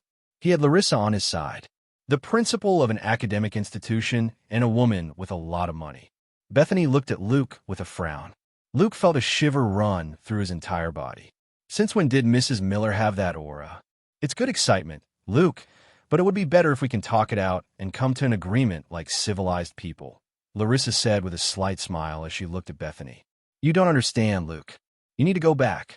I have legal custody of you, and I know what's best for you," Bethany said without backing down. "Legal custody? That's playing dirty," Luke thought with a grimace. He was still a minor, and he also didn't know perfectly how the laws worked on orphan minors. You are indeed his legal guardian, but Luke is already 14. As an orphan, he has a certain degree of autonomy, especially in his education, Larissa said with a slight smile, not shuddering at the legality in this case. As the headmistress of an educational institution, she knew the laws very well. "That's it, attack," thought Luke with more relief. It was good to have a powerful ally from time to time. On the other hand, I looked up Luke's records from the orphanage and school and found nothing. "That's odd. Do you have any knowledge of this, Mrs. Miller?" added Larissa. "I don't know what you're talking about," Bethany replied. "Luke's last name is quite peculiar and famous. You should know the famous writer and poet Edgar Allan Poe, right?" said Larissa, and Bethany nodded with a frown. "Turns out Luke has the same last name." "Look here, it says so," continued Larissa as she showed Bethany a document where Luke's name, date of birth, and time of birth were recorded. The parents' names and several other pieces of information. "How did she get this?" wondered Bethany in surprise as she took the document, then looked at Luke, who smiled triumphantly at her. Luke came prepared to Nevermore Academy. Who would believe him if he said he was a descendant of Edgar Allan Poe? He couldn't just take his word for it. So he had previously managed to get a copy of his birth certificate, the copy he had obtained for a different purpose. Since he planned to leave the orphanage, he needed a document to validate his identity, since it is essential for several purposes. Above all, identification and access to medical services in case of emergency. Although being an orphan who ran away from home, once he goes to the hospital, he should run away in no time before he gets caught, but at the very least he would be covered on some essentials. On this document, you can verify that you are a descendant of Edgar Allan Poe. Luke's parents attended this school. "Did you know that?" said Larissa, but Bethany did not respond. "I find two things strange. First, there is no information on Luke, even though there is a birth certificate. And second, this birth certificate is the original, and it was in your possession," Larissa said, looking at Bethany with narrowed eyes. The original?" thought Luke in confusion. He had thought he had stolen a copy. And what did Larissa mean about there being no information about him? "What's the problem with me possessing the original?" asked Bethany. "The original birth certificate is always on file at the registrar's office. The orphanage should possess a copy, not the original. You as his legal guardian seem to be trying to hide Luke's identity," replied Larissa. MS. Bethany wants to hide my identity, thought Luke in confusion. TSCH, damn normies and their stupid procedures, cursed Bethany in a low tone, but it was heard by Larissa and Luke, who had his eyes wide open. Since when did Ms. Bethany curse like she was a teenager? More importantly, did she say normies? If I remember correctly, you're Natasha, right? Asked Larissa with a nostalgic expression. With an annoyed sigh, Bethany closed her eyes, and her body began to tremble slightly. Her wrinkles smoothed out, and the gray hair faded in a matter of seconds. Her bones creaked softly as she shrank a few inches. Suddenly, the middle-aged woman transforming before Luke's shocked eyes. Larissa was not surprised. When Bethany, or rather Natasha, opened her eyes, they were now a steely blue. Her black hair had turned red and reached her shoulders. Her complexion was slimmer than when she was transformed into Bethany. A shapeshifter, thought Luke, dumbfounded, looking at the young woman in front of his eyes. The old woman had transformed into a beauty in her mid-30s at most. He never imagined that the caretaker of his orphanage was an outcast and a shapeshifter. Also, she seemed to know him, since she hid his details. Oh, it's Natasha's brat. Look how much she's grown. She was always glued to your mother, Edgar said, stroking his mustache. Why are they all brats to you? Thought Luke, looking sideways at the ghost who was already pissing him off because he seemed to know everyone. Then he looked back at the redhead, named Natasha. A Marvel character popped into his head. The Black Widow. They even had the same name, and their appearance was similar. You had Luke's data? Asked Larissa in a serious tone. Natasha nodded reluctantly. Why? Why didn't Sophie ever tell me she had a son, and what exactly happened to them? I thought you were dead too, since you never showed up, said Larissa, asking several questions she had been holding back for a long time. My mother, thought Luke, reacting to the name Sophie. The problems of the Poe family should be solved by the Poe family. If Mistress Sophie didn't tell you anything, it's because she either didn't trust you or didn't want to put you in danger, replied Natasha, without further explanation. You're from my family? Asked Luke.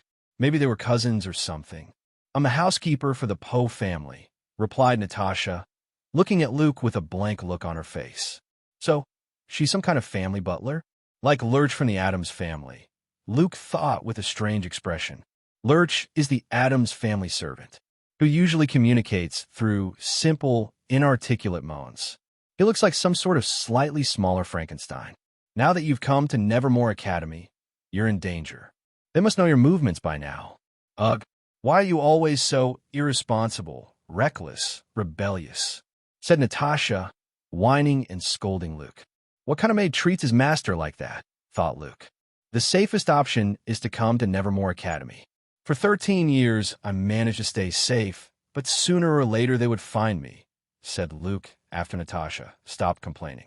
Oh, he must be in contact with Lord Edgar's ghost by now, thought Natasha, as she tried to guess if the ghost was in the room or not. Edgar just told Luke that Natasha is trustworthy and there's no need to hide from him that she doesn't know anything about his situation. Besides, thanks to her, he managed to stay hidden for 13 years. Will they find you? Who? Asked Larissa. No one. Luke will be starting 9th grade at Nevermore Academy. I'll take care of getting all the proper paperwork to you. Now I need to find a safe place to stay in Jericho, said Natasha, placing her delicate hand on her chin. What about the orphanage? Asked Luke. I will leave it after I have all the necessary papers for you to attend Nevermore, replied Natasha. They will still have legal custody of me. I hope they won't cause any more problems, murmured Luke, who wanted to come of age as soon as possible. Don't worry about that. I have your legal custody. If you want, you can call me Mommy from now on, said Natasha with a smirk as she patted Luke's head. Don't bother, snorted Luke, pulling his hand away from Natasha, who was looking at him mockingly. He never thought a maid could be so annoying. After that, Larissa offered Natasha an apartment near Jericho's main square. Natasha accepted. She didn't seem to have any money problems. The orphanage was falling apart for a reason. Natasha had stolen funds for her long-term goals without any normies noticing. A very dangerous and unethical practice. Luke had to stay overnight in a hotel for 2 days until Natasha had everything ready and they could move into the apartment. The apartment, in addition to its good location, was very quaint. It had 2 bedrooms, a bathroom, a kitchen, and a dining room. The dining room floor was polished wood, and the walls were painted in soft tones. The kitchen was compact but functional, with granite countertops and modern appliances. Luke's room was an ideal size. He had missed having a room to himself. It had only a single bed and a bedside table. It was empty, but he didn't mind. At last, a room all to myself, thought Luke, throwing himself into the comfortable bed. The only downside would be having to live with the annoying and irritable maid, Natasha. It was strange to think that she was his orphanage nurturer for 13 years, and he never noticed anything unusual about her, especially when she was protecting him from the Spellman family. Since coming to Jericho, everything was easier. He thought he would have to get a job to be able to rent something, but that was not the case. The paperwork to get started in Nevermore was super easy. It was all in the hands of Larissa and Natasha. "Wake up, brat," yelled Natasha, opening the door to Luke's room.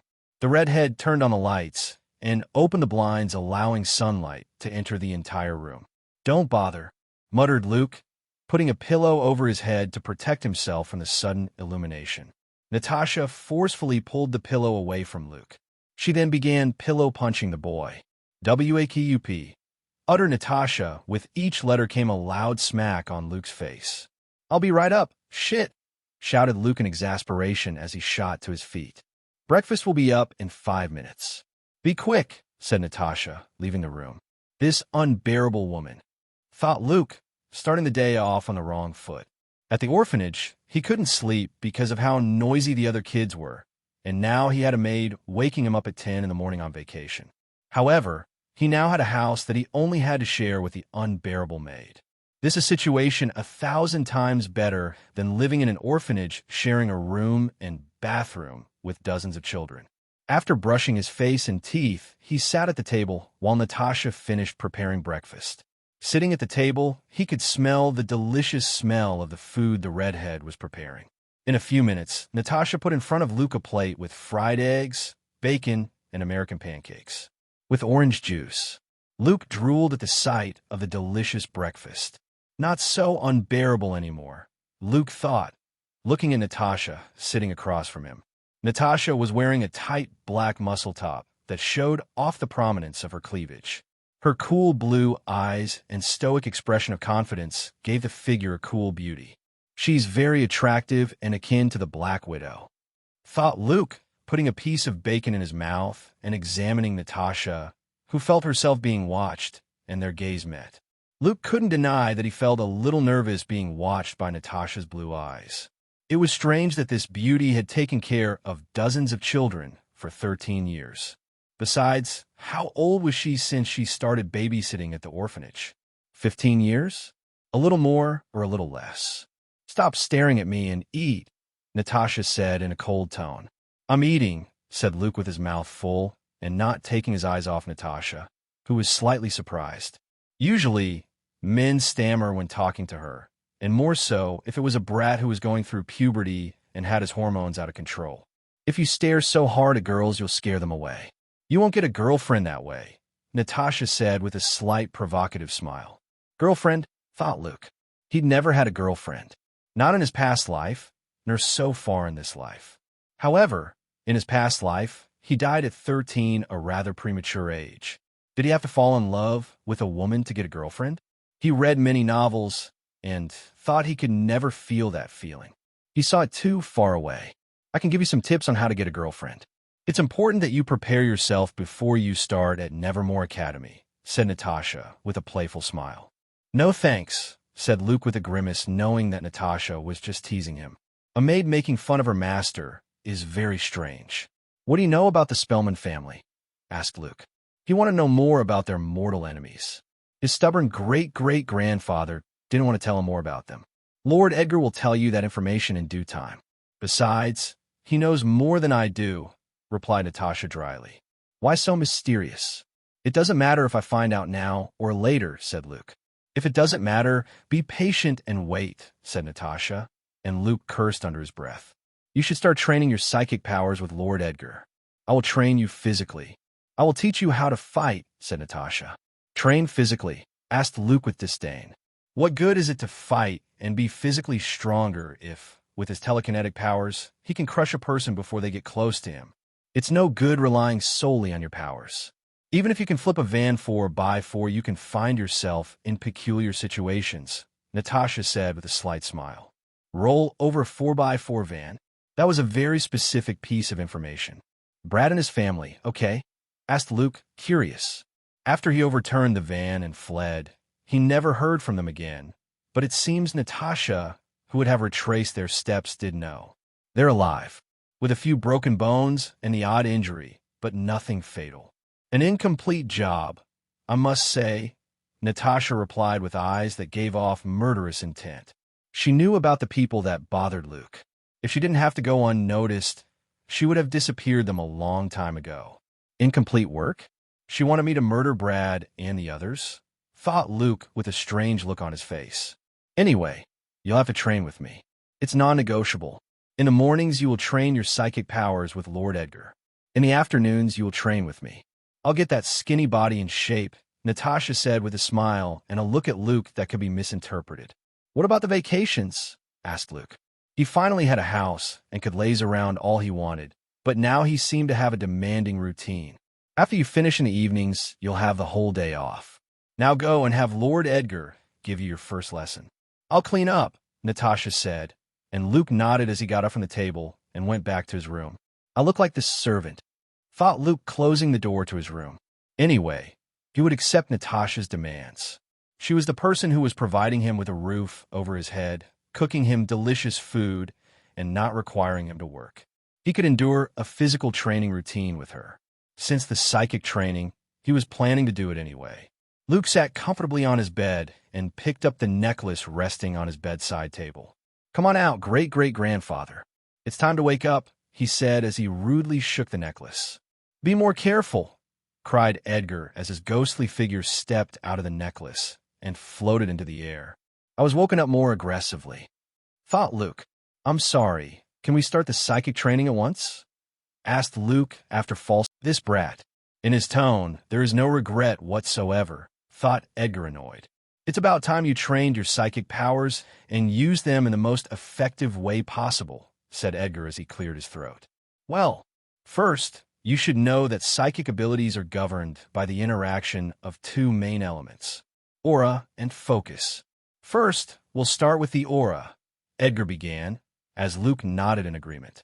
The aura represents the unique psychic energy of each individual and is the life force that drives psychic abilities. Each person has a different aura in terms of color, intensity, and patterns. The color of the aura indicates an individual's psychic specialty, Edgar explained. Color, intensity, and patterns? How can you tell that? Asked Luke, who was surprised by what he was hearing. He didn't think there would be such a thing in this world. Common knowledge among psychics. For example, if you had common knowledge, would know that you possess a yellow aura. People with yellow auras have an affinity for telekinesis. You have already demonstrated the ability to move objects. A clear example of basic telekinesis, Edgar replied. Oh, that's what Principal Larissa meant by specializing in telekinesis. Thought Luke, understanding several things. So, they only put the colors in a classify the auras not because they could see them, Luke commented. No, the classification was done by psychics who can see your aura. These psychics have a white aura, which means powers and clairvoyance. One of the abilities allows them the ability to see people's auras. They can perceive the colors and energetic patterns emanating from each individual. They can also see their aura, Edgar explained calmly. What? That ability is so broken, Luke said with surprise. He could know what powers his enemy had before the battle began, which would give him a huge advantage. That's right, it's a big advantage. Besides, it's only one of the clairvoyance abilities, said Edgar, stroking his mustache. What other colors are there? Asked Luke very curiously. Edgar began to explain. So far, counting yellow and white, there were 8 colors of aura. Blue indicates an affinity for telepathy. Red indicates an affinity for emotional manipulation. Violet is associated with visions of the past, present, or future.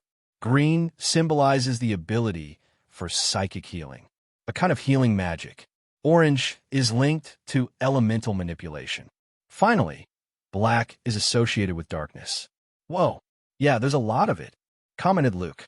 He had thought his abilities to move heavy objects were the best, but he had underestimated the psychic powers of this world. You should know that telekinetic abilities are not just limited to moving objects with your mind, Edgar said, and Luke nodded.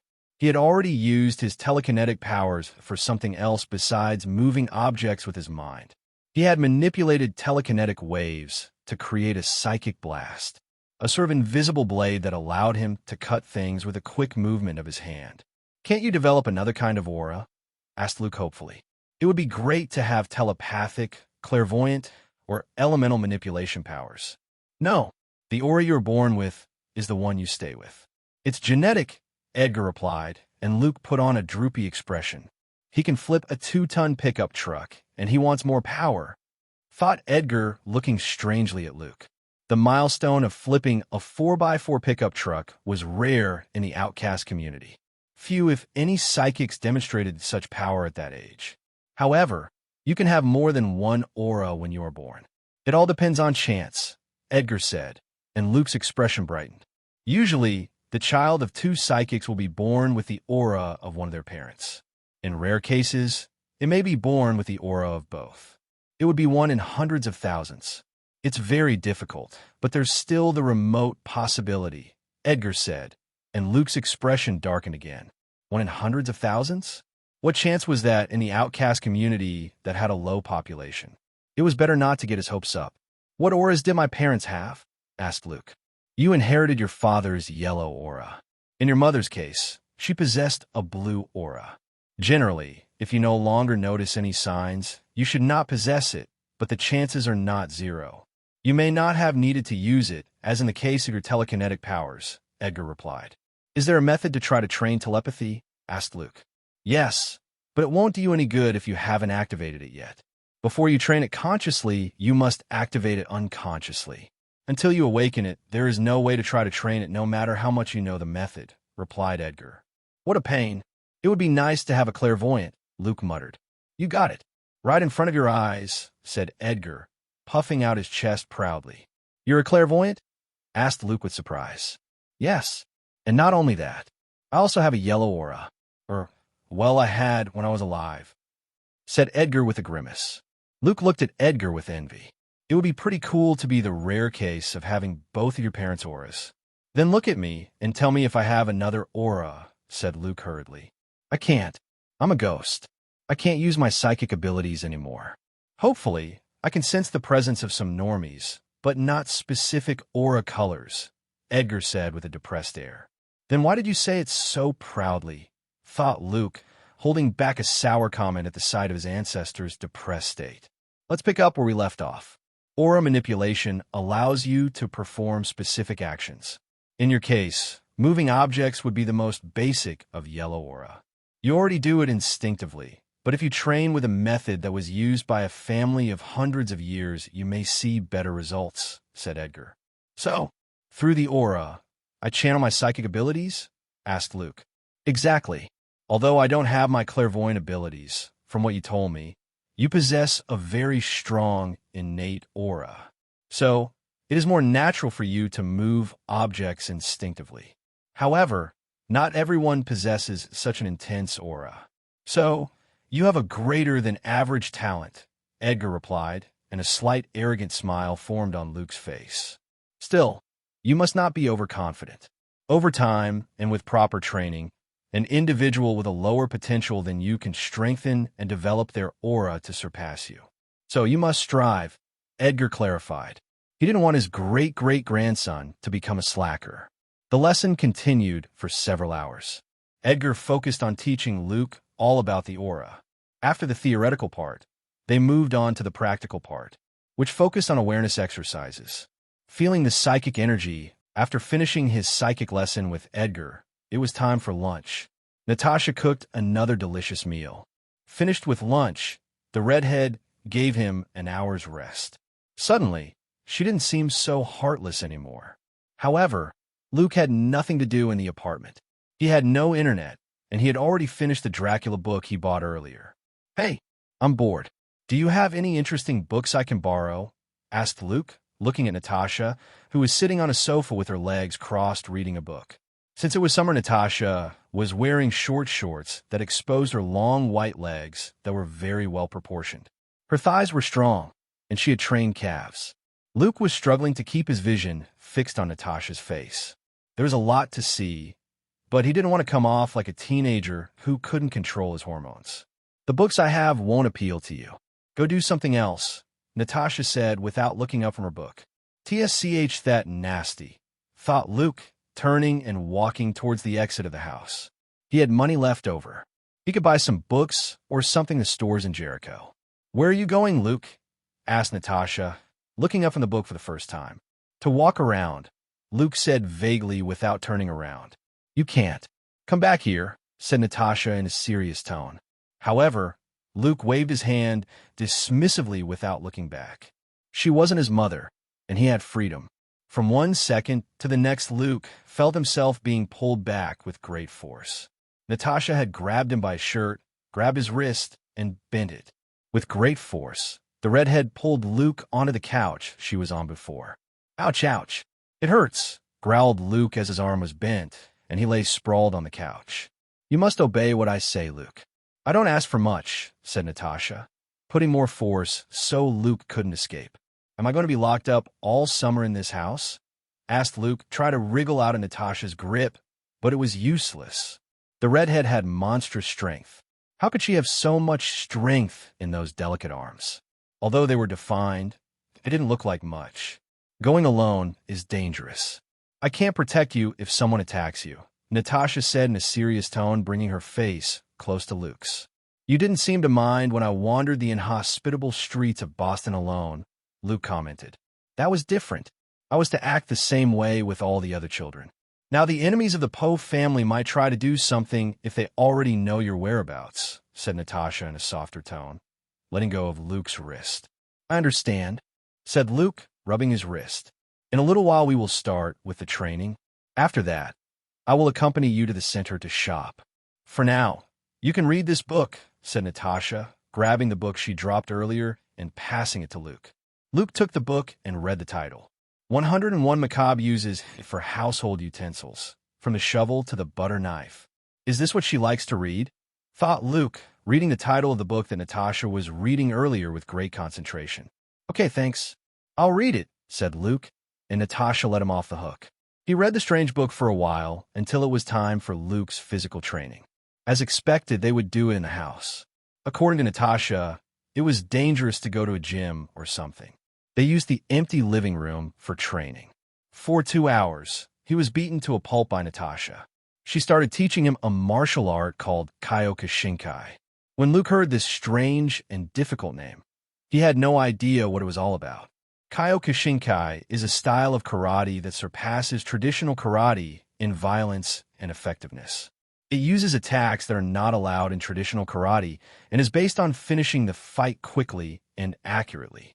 Natasha was a sadist. She beat him to a pulp, and the rest she gave him was minimal. It was summer, and it was very hot. Luke ended up all sweaty and with no energy at all. Luke was tempted several times to use his powers to get back at Natasha. Try to push her or something, but seeing the redhead's arrogant face that said, "Come on, use your powers if you're so weak," he decided not to use them and endure the training. "We're done for the day. Go take a bath, you stink. Tomorrow we'll continue," said Natasha, who was only a little sweaty. "Tomorrow? I thought the muscles were supposed to rest to recover," said Luke with his tongue hanging out. "That's for normies," said Natasha with disdain. "Outcasts have stronger bodies than normies," she added as she left the room. The days passed. Luke's psychic and physical training routine continued without interruption. As for the psychic training, he enjoyed it. He saw rapid progress and did not find it difficult, but the physical training was torture. Natasha didn't hold back and left them all sore. Besides, it was impossible to beat her in a duel no matter how much practice. His routine ended at about 4 o'clock in the afternoon, so he had a lot of free time. Since he didn't have much to do, he tried his luck and asked Natasha to hire an internet service. To his surprise, she agreed, and within 2 days they had the best internet possible. Seeing how easy it was to get internet, he decided to be more daring and asked Natasha to buy him a laptop. The next day, the latest MacBook arrived at his home. As far as Luke knew, it was worth about $2,000, and Natasha bought it for him without batting an eye. It seemed she wasn't so heartless after all, and yes, she was the Poe family housekeeper, although she may have complied with his whims to keep him from leaving the house. He then asked her for the latest iPhone, and Natasha nodded without giving it much thought. The next day, his state-of-the-art cell phone arrived. From one day to the next, he went from being a poor orphan to a spoiled child. So, he decided to put more effort into training with Natasha. If they give you kindness, you give kindness. This way, he can keep asking Natasha for things. He didn't know where she got the money from, but it must have been hers since he previously looked at his parents' inheritance, and all he had was the old house. There wasn't a single dollar. As far as psychic lessons, Luke learned about focus, the other main element that interacts with the aura. It refers to the specific focal point on an individual's body through which he channels and concentrates his psychic energy to perform actions, such as telekinesis in Luke's case. According to Edgar's explanation, when you use psychic abilities, you concentrate energy in the chosen focus. There is usually a natural focus, but there is flexibility. In Luke's case, to use his telekinesis powers, he uses his eyes as a focus, but another focus can be his hands, as when he performs the psychic strike. Luke, when knowing his natural focus, tried to link it with his aura. Through this, he managed to have a more effective and precise control than before by doing it consciously. From what Edgar said, in the future, it will not be mandatory for him to see objects to move them. So his focus will be able to change. Some psychics can lift objects that are not in their field of vision, but they know they are there, but it requires more practice. It's time to write, Carrie, Luke thought with a greedy grin. His journey as a writer with ideas of a parallel reality would begin now that he owned a MacBook where he could write without any problems. He should just ask his great-great-grandfather about some useful memory-making skills so he could have accurate recollections of his past life. He will not tell you that he is a reincarnated person. He will just tell Eder that he has a photographic memory and wants to recall more accurately memories from many years ago, like when he was a 5-year-old boy. When in fact what he will be doing is trying to accurately recall when he read Carrie many years ago. More than 14 years. His photographic memory is not infallible. If you read a book, you can go a month or more, and you will remember the contents of the book perfectly. However, it is not the same with memories from 10 years ago or from his other life. He has no memory of when he was a baby. The faces of his parents and his memories are a blur. I hope he has a method, Luke thought, looking at the necklace and gently shaking it to get the ghost to come out. If he didn't get it, he would have to write Carrie with his current knowledge of the plot and his writing skills that are not on par with a master Stephen King. Let's start where we left off yesterday, said Edgar. But before he could continue speaking, Luke interrupted him. Before that, I have a query, said Luke. What is it? Asked Edgar, a little curious. When I was reading books in school, I discovered that I have a photographic memory. Just reading a book once was enough for me to remember it perfectly. However, it's not the same with memories from many years ago. Luke began, not noticing that Edgar's eyes widened like saucers. Which is why I was wondering if you have any method of managing to remember events from many years ago, said Luke. Did you say photographic memory? Asked Edgar, suddenly approaching Luke. Huh? Yes, photographic memory, replied Luke, backing away. The door to the room opened, and in walked Natasha, who seemed to have been listening to the conversation. Although in reality, she could only hear Luke talking alone. The redhead looked with surprise and dumbfounded at Luke, who was staring at her without understanding why she had entered. Was she spying on him so he wouldn't waste his time? Could be. She couldn't let Luke waste time with his new MacBook or his new cell phone. Did you say photographic memory? Asked Natasha in a calmer tone, getting on the bed and standing very close to Luke. Why is everyone getting so close? Don't violate my personal space, thought Luke with a grimace. To his left was the ghost of his great-great-grandfather, and to the right was Natasha. Yeah, what's wrong with me saying photographic memory? Asked Luke. Photographic memory means you have a blue aura, replied Natasha, and Edgar excitedly. That means you inherited your father's and your mother's aura. She had a photographic memory too, said Natasha excitedly, and Edgar nodded repeatedly. What, seriously? Said Luke with a surprised look on his face. He had realized quite some time ago that he had a photographic memory. When did he become aware of this ability? I think it was when I was 10 years old, when I had to memorize some stupid chart they gave me at school, thought Luke with a strange look on his face. The board wasn't difficult at all. At most, he would need 2 or 3 tries to do it, but just one would suffice. It's amazing. The cases of inheriting the 2 auras are very strange, said Natasha, taking Luke's cheeks with her delicate hands and looking at him as if he were an alien. Luke felt his heart start to beat faster. Why was this beauty so trusting? Did all keen mistresses act this way? People with 2 auras were very rare. Even in the Poe family that had hundreds of years of history, there were less than 10. Luke joined this exclusive group. You must train your blue aura. It will be very useful to us in our revenge against the Spellman family, Natasha said with an evil grin. She could see the day when Luke would fulfill the revenge closer than before. Yes, said Luke as Natasha walked towards the door and let him continue his training. Why is photographic memory cataloged in the blue aura? What does it have to do with telepathy? Asked Luke, looking at Edgar.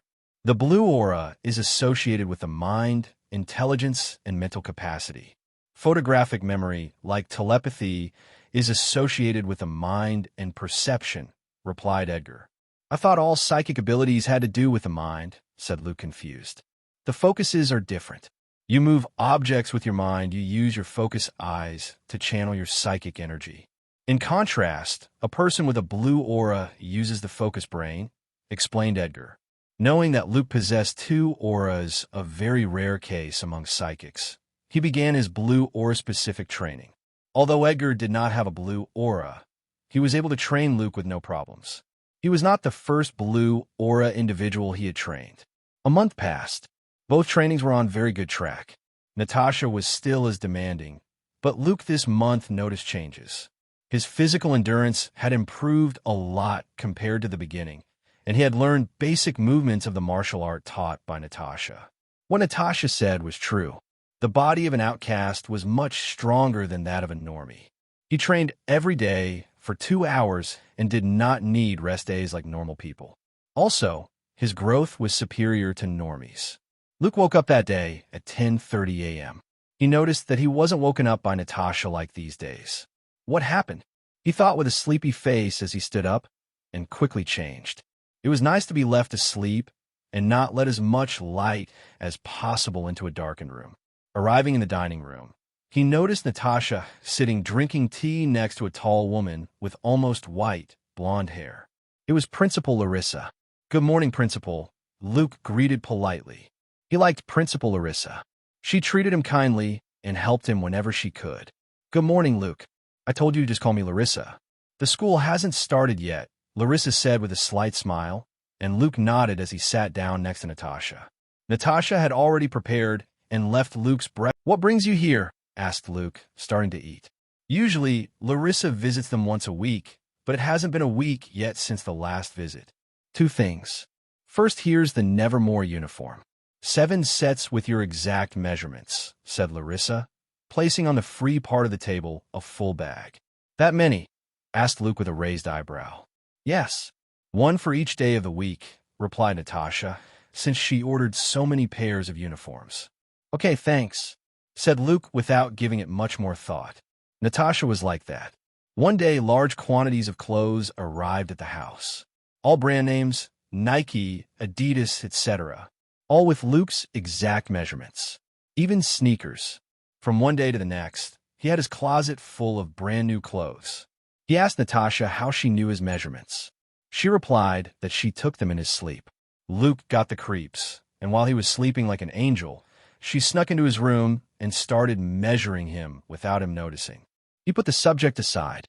He knew it was useless to argue with her. Second, and more important topic. This, Larissa said with a smile, placing in front of Luke an object wrapped in wrapping paper. Luke, with curiosity and surprise, tore the paper.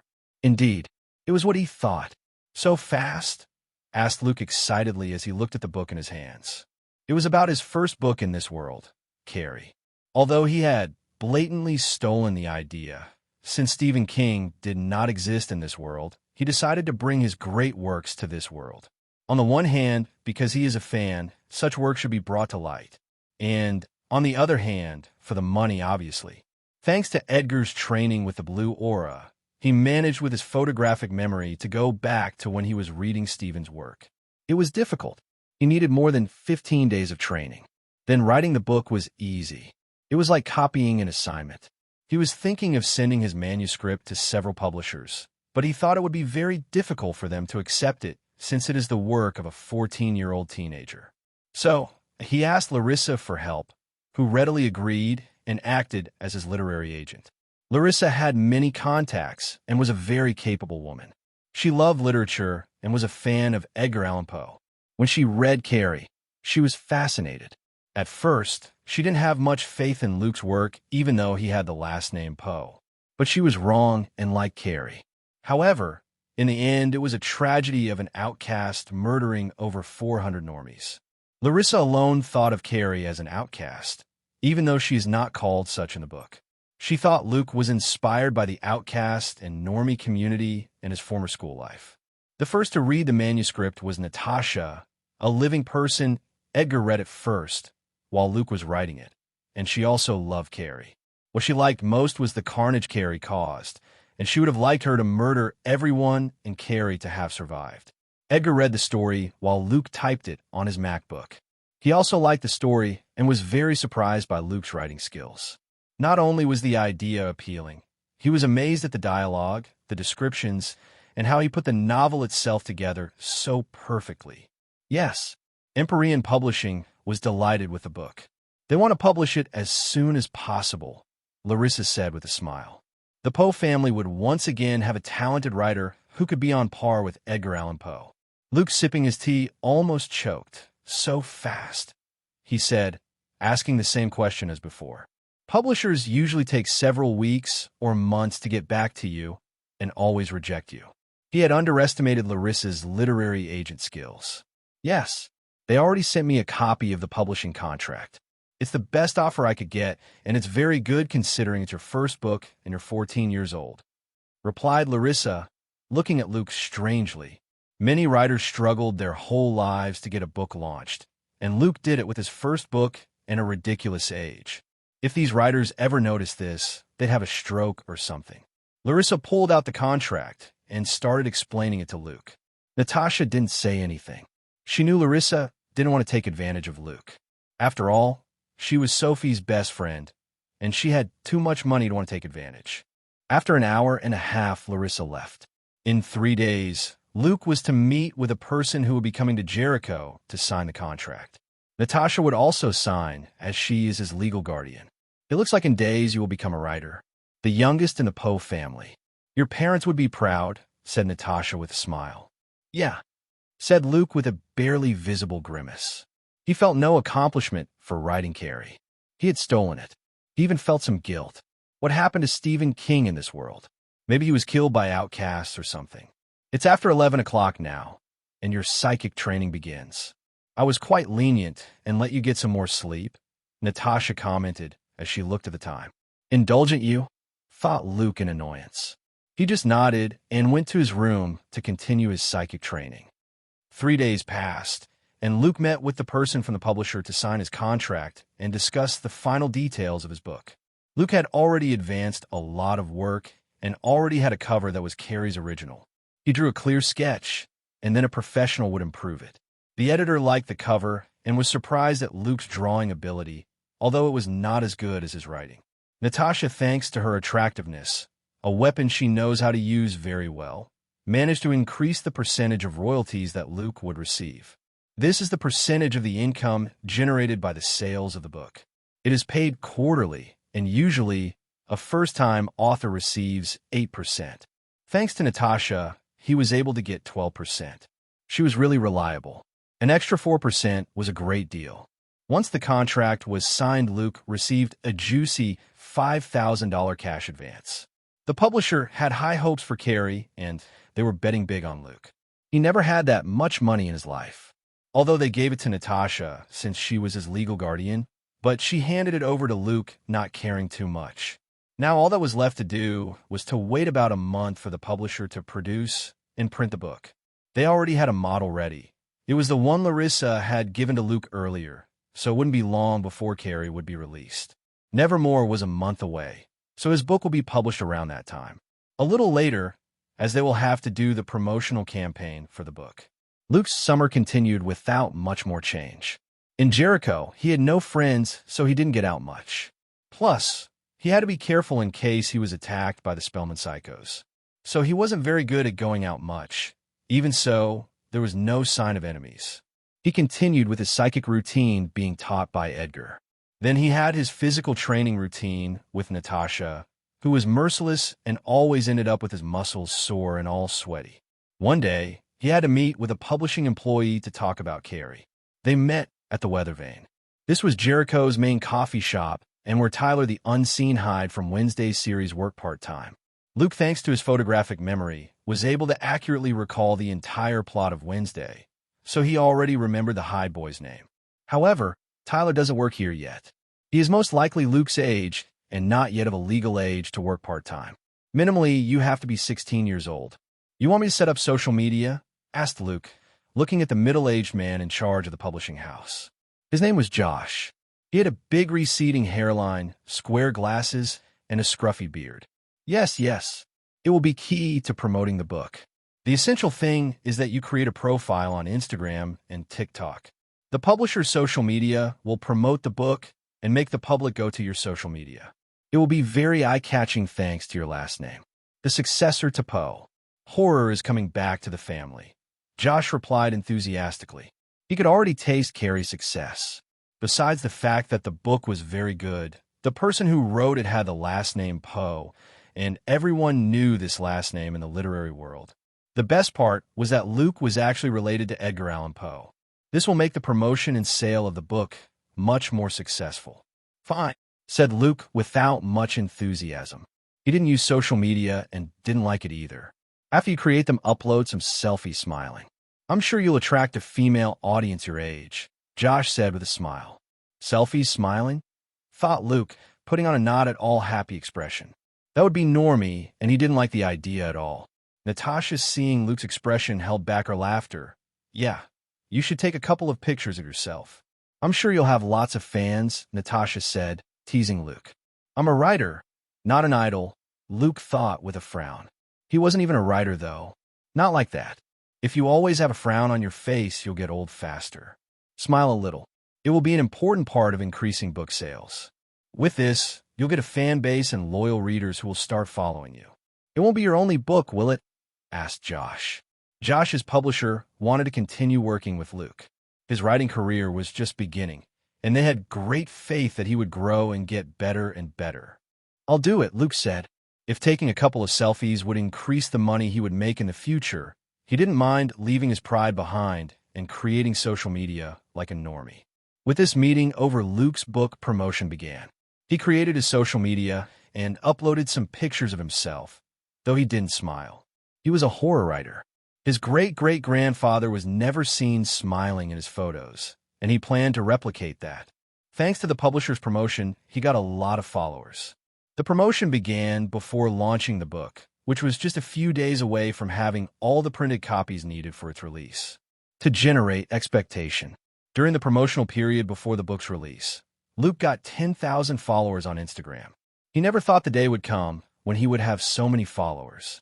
His photos had thousands of likes and many comments. "How does it feel to be a little famous?" asked Natasha as she ate next to Luke. "It's no big deal either. Some people have millions of followers," replied Luke. He was just doing it so his book would sell more. He didn't care about fame. "Isn't it dangerous? I mean, now my enemies will be able to see that I have social media," Luke asked, looking at Natasha. He was surprised that she had agreed to her becoming some sort of public figure. "It's the same thing, as long as you don't be an idiot and post your location and statuses or pictures, nothing happens. Just upload smiling selfies," Natasha replied.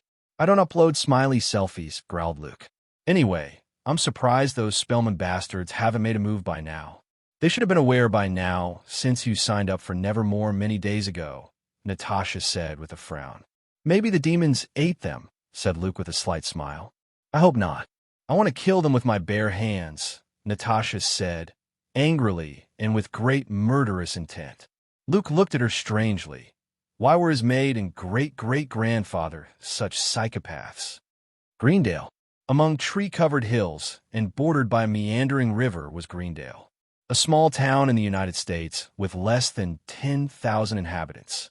In a more secluded part of town stood a funeral home with a dark stone facade and tarnished glass windows, surrounded by tall trees with a gloomy appearance which causes there to always be a permanent fog in the place. Near the funeral home is a cemetery with moss-covered tombstones.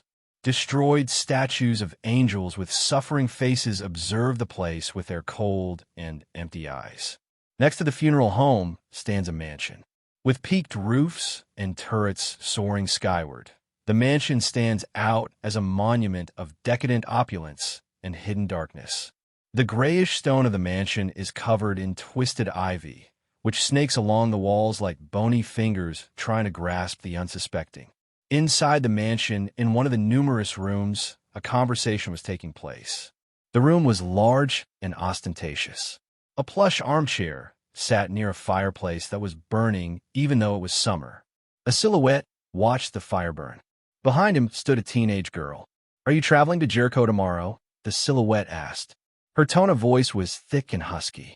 Yes, I have everything ready, replied the girl respectfully. She could not observe the man's face as the back of the armchair covered it. You have a mission. You will have the great honor of ending our family's grudge for once, said the man with mixed emotions. I will do it. I don't think it will be too hard. That boy lived all his life surrounded by normies. It'll be a piece of cake, said the girl with a carefree smile, and without feeling much pressure. Don't be overconfident. Don't underestimate the Poe. Even if it's the last one on this earth, you must finish it as soon as possible. You will have a deadline of 1 year, said the man. A year? I'll have to be in that pro-normie academy for a whole year, the girl asked, whining. You will. You don't have a choice. If you murder one person and then leave the school, you will be a suspect, replied the man in a forceful tone. I won't let them catch me, said the girl. It's already decided. You'll be there for the whole year, said the man without giving any more room for discussion. Fine, growled the girl under her breath. You can go now, said the man, and the girl left grumbling under her breath. Kids these days, thought the man, shaking his head as he took a sip from a glass of thick reddish-colored liquid. Monday arrived, which meant the start of school. Luke woke up earlier than usual. He sat up in his bed and looked at the bag he had packed the night before. Summer went by so fast, Luke thought with a grimace and sleepy face. He didn't want to go to school. Any otaku soul who transmigrated would be happy to attend Nevermore, but he was not. He already hated school. Getting up early, attending classes you don't like, mountains of homework, and a lot of other annoying things. That is a normal school. Nevermore was worse than a regular school, because it was a boarding school. You didn't go home until vacation. You had to live there for months. You had to share a room with a person you wouldn't get along with, although this didn't bother Luke very much. After all, he lived in an orphanage with dozens of annoying kids. You don't look too happy about starting school, Edgar said, coming out of the collar. Of course not. Who the hell likes school? Asked Luke, standing up and starting to put on his Nevermore uniform. To your mother. In the early days, she always seemed so enthusiastic, Edgar replied, and Luke grimaced. He barely had any memory of his mother in this world. In his previous life, his parents were barely home. They gave him money to buy whatever he wanted, and they were always working, so he never had much of a family bond. However, his mother in this life gave her life to protect him. If it wasn't for her and his father, he would have died. So, he felt empathy for her and hatred for those guilty of her murder. He left his room and sat down at the table. Breakfast was already ready.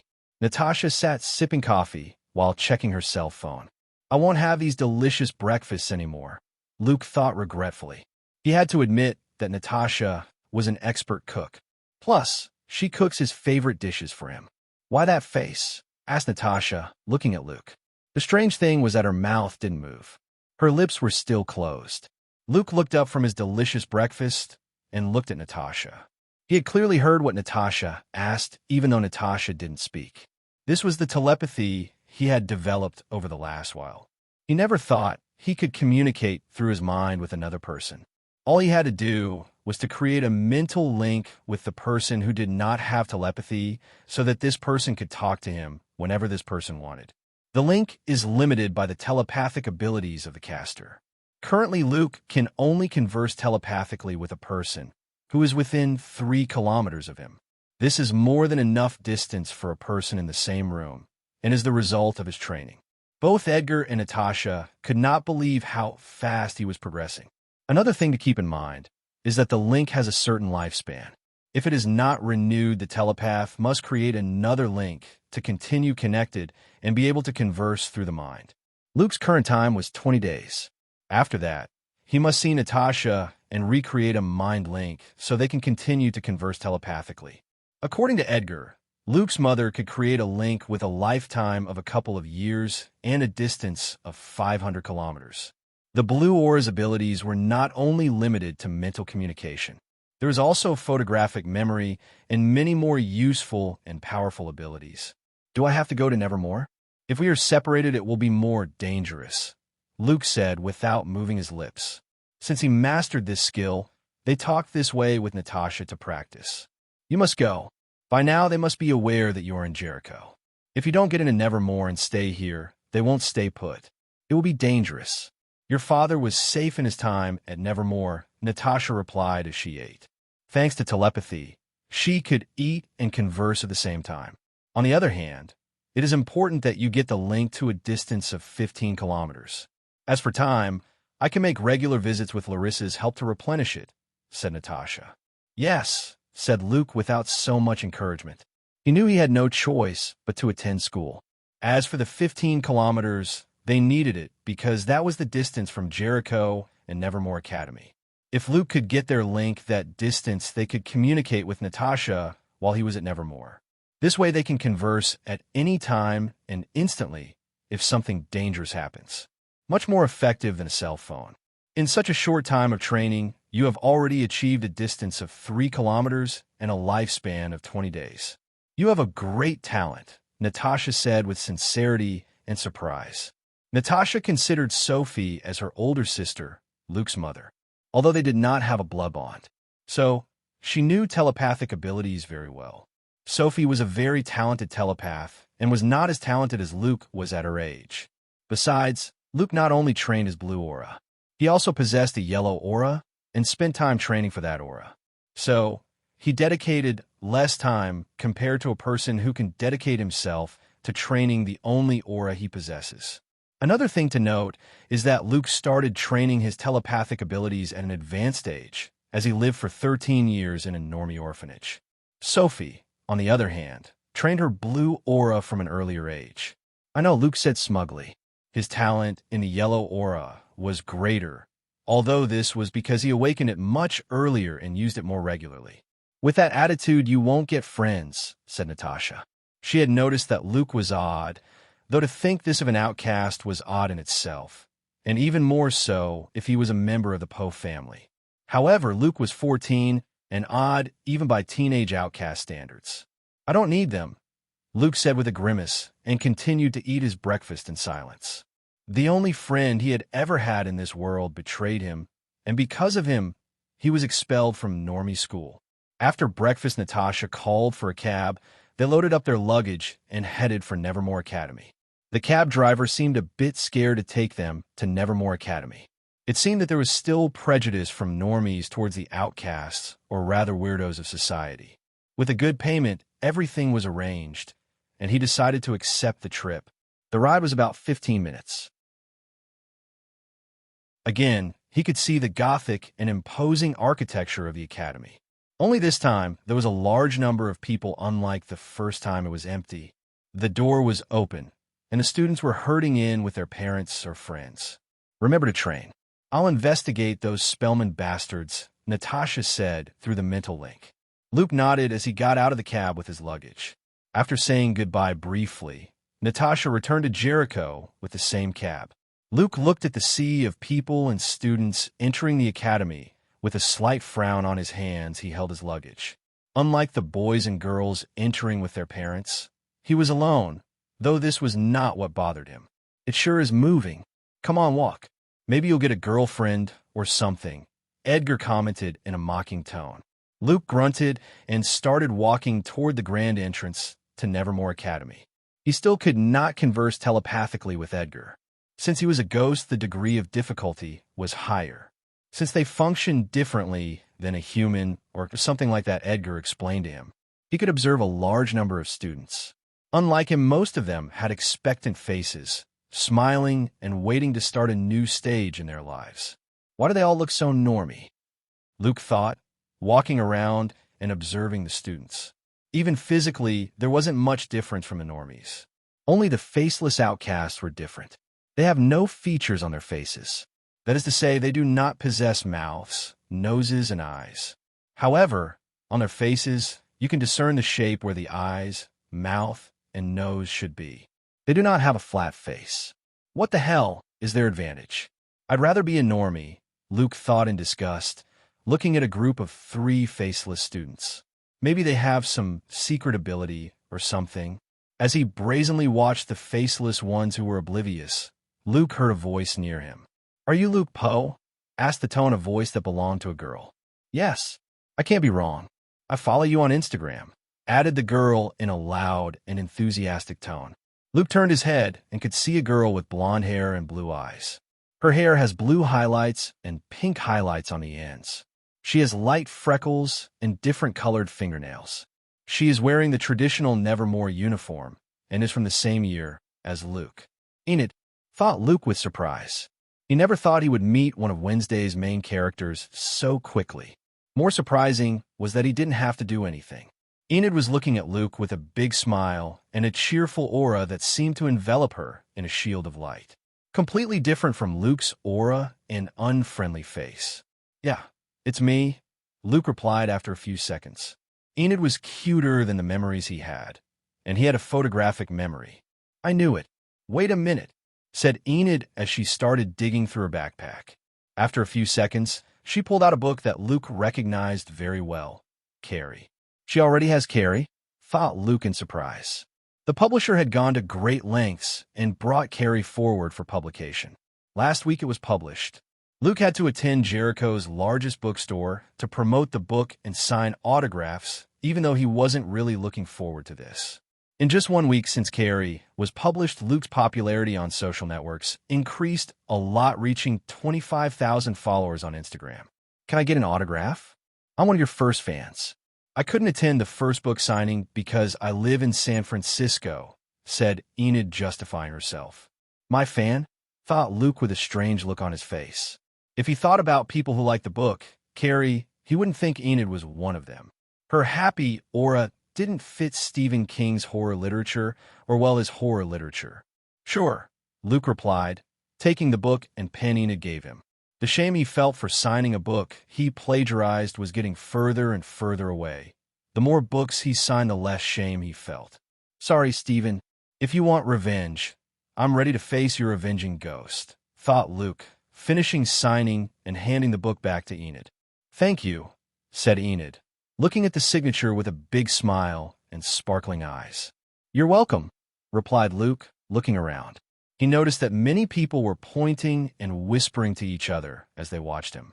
This is not good, Luke thought as he started to flee the place. He didn't like being the center of attention. His escape mission failed. A girl and a boy stopped his pace and asked him the same question as Enid. Then they pulled out 2 copies of Carrie, and he had to sign them. He wanted to escape again, but more and more people came out asking him for autographs and even photos. Luke began to have a pale complexion. He didn't like being surrounded and enclosed by people he didn't know. It was a bad idea to publish Carrie in an outcast school when her last name is Poe. One of the best-known surnames in the world of outcasts, if not the best-known and most popular. Too close, thought Luke nervously, watching 3 faceless students approach him. Behind him, a gaggle of students who appeared to be vampires by their pale complexion and dark glasses.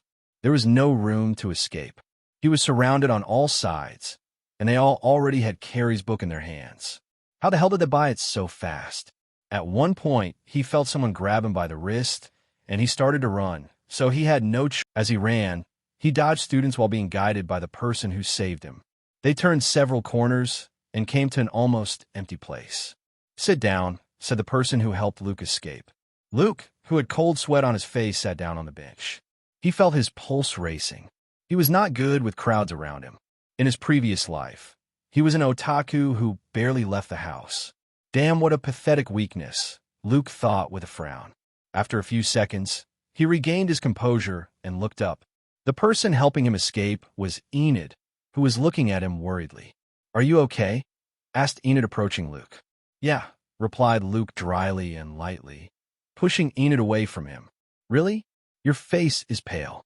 We should go to the infirmary," said Enid worriedly. "No, I'm fine, although I'd be better off if it weren't for you screaming and getting everyone's attention," Luke said with a grimace. If it wasn't for Enid, it would have gone unnoticed. I'm sorry," said Enid apologetically, looking down at the floor. Luke couldn't believe it. A normal person would have sent him to hell instead of apologizing. Now he felt a little guilty, something that rarely happened to him. "Here," Enid said, pulling a handkerchief out of one of her pockets. Luke took the handkerchief while looking at Enid as if she were an alien. He could tell Enid's kind attitude was real. It wasn't fake like most people.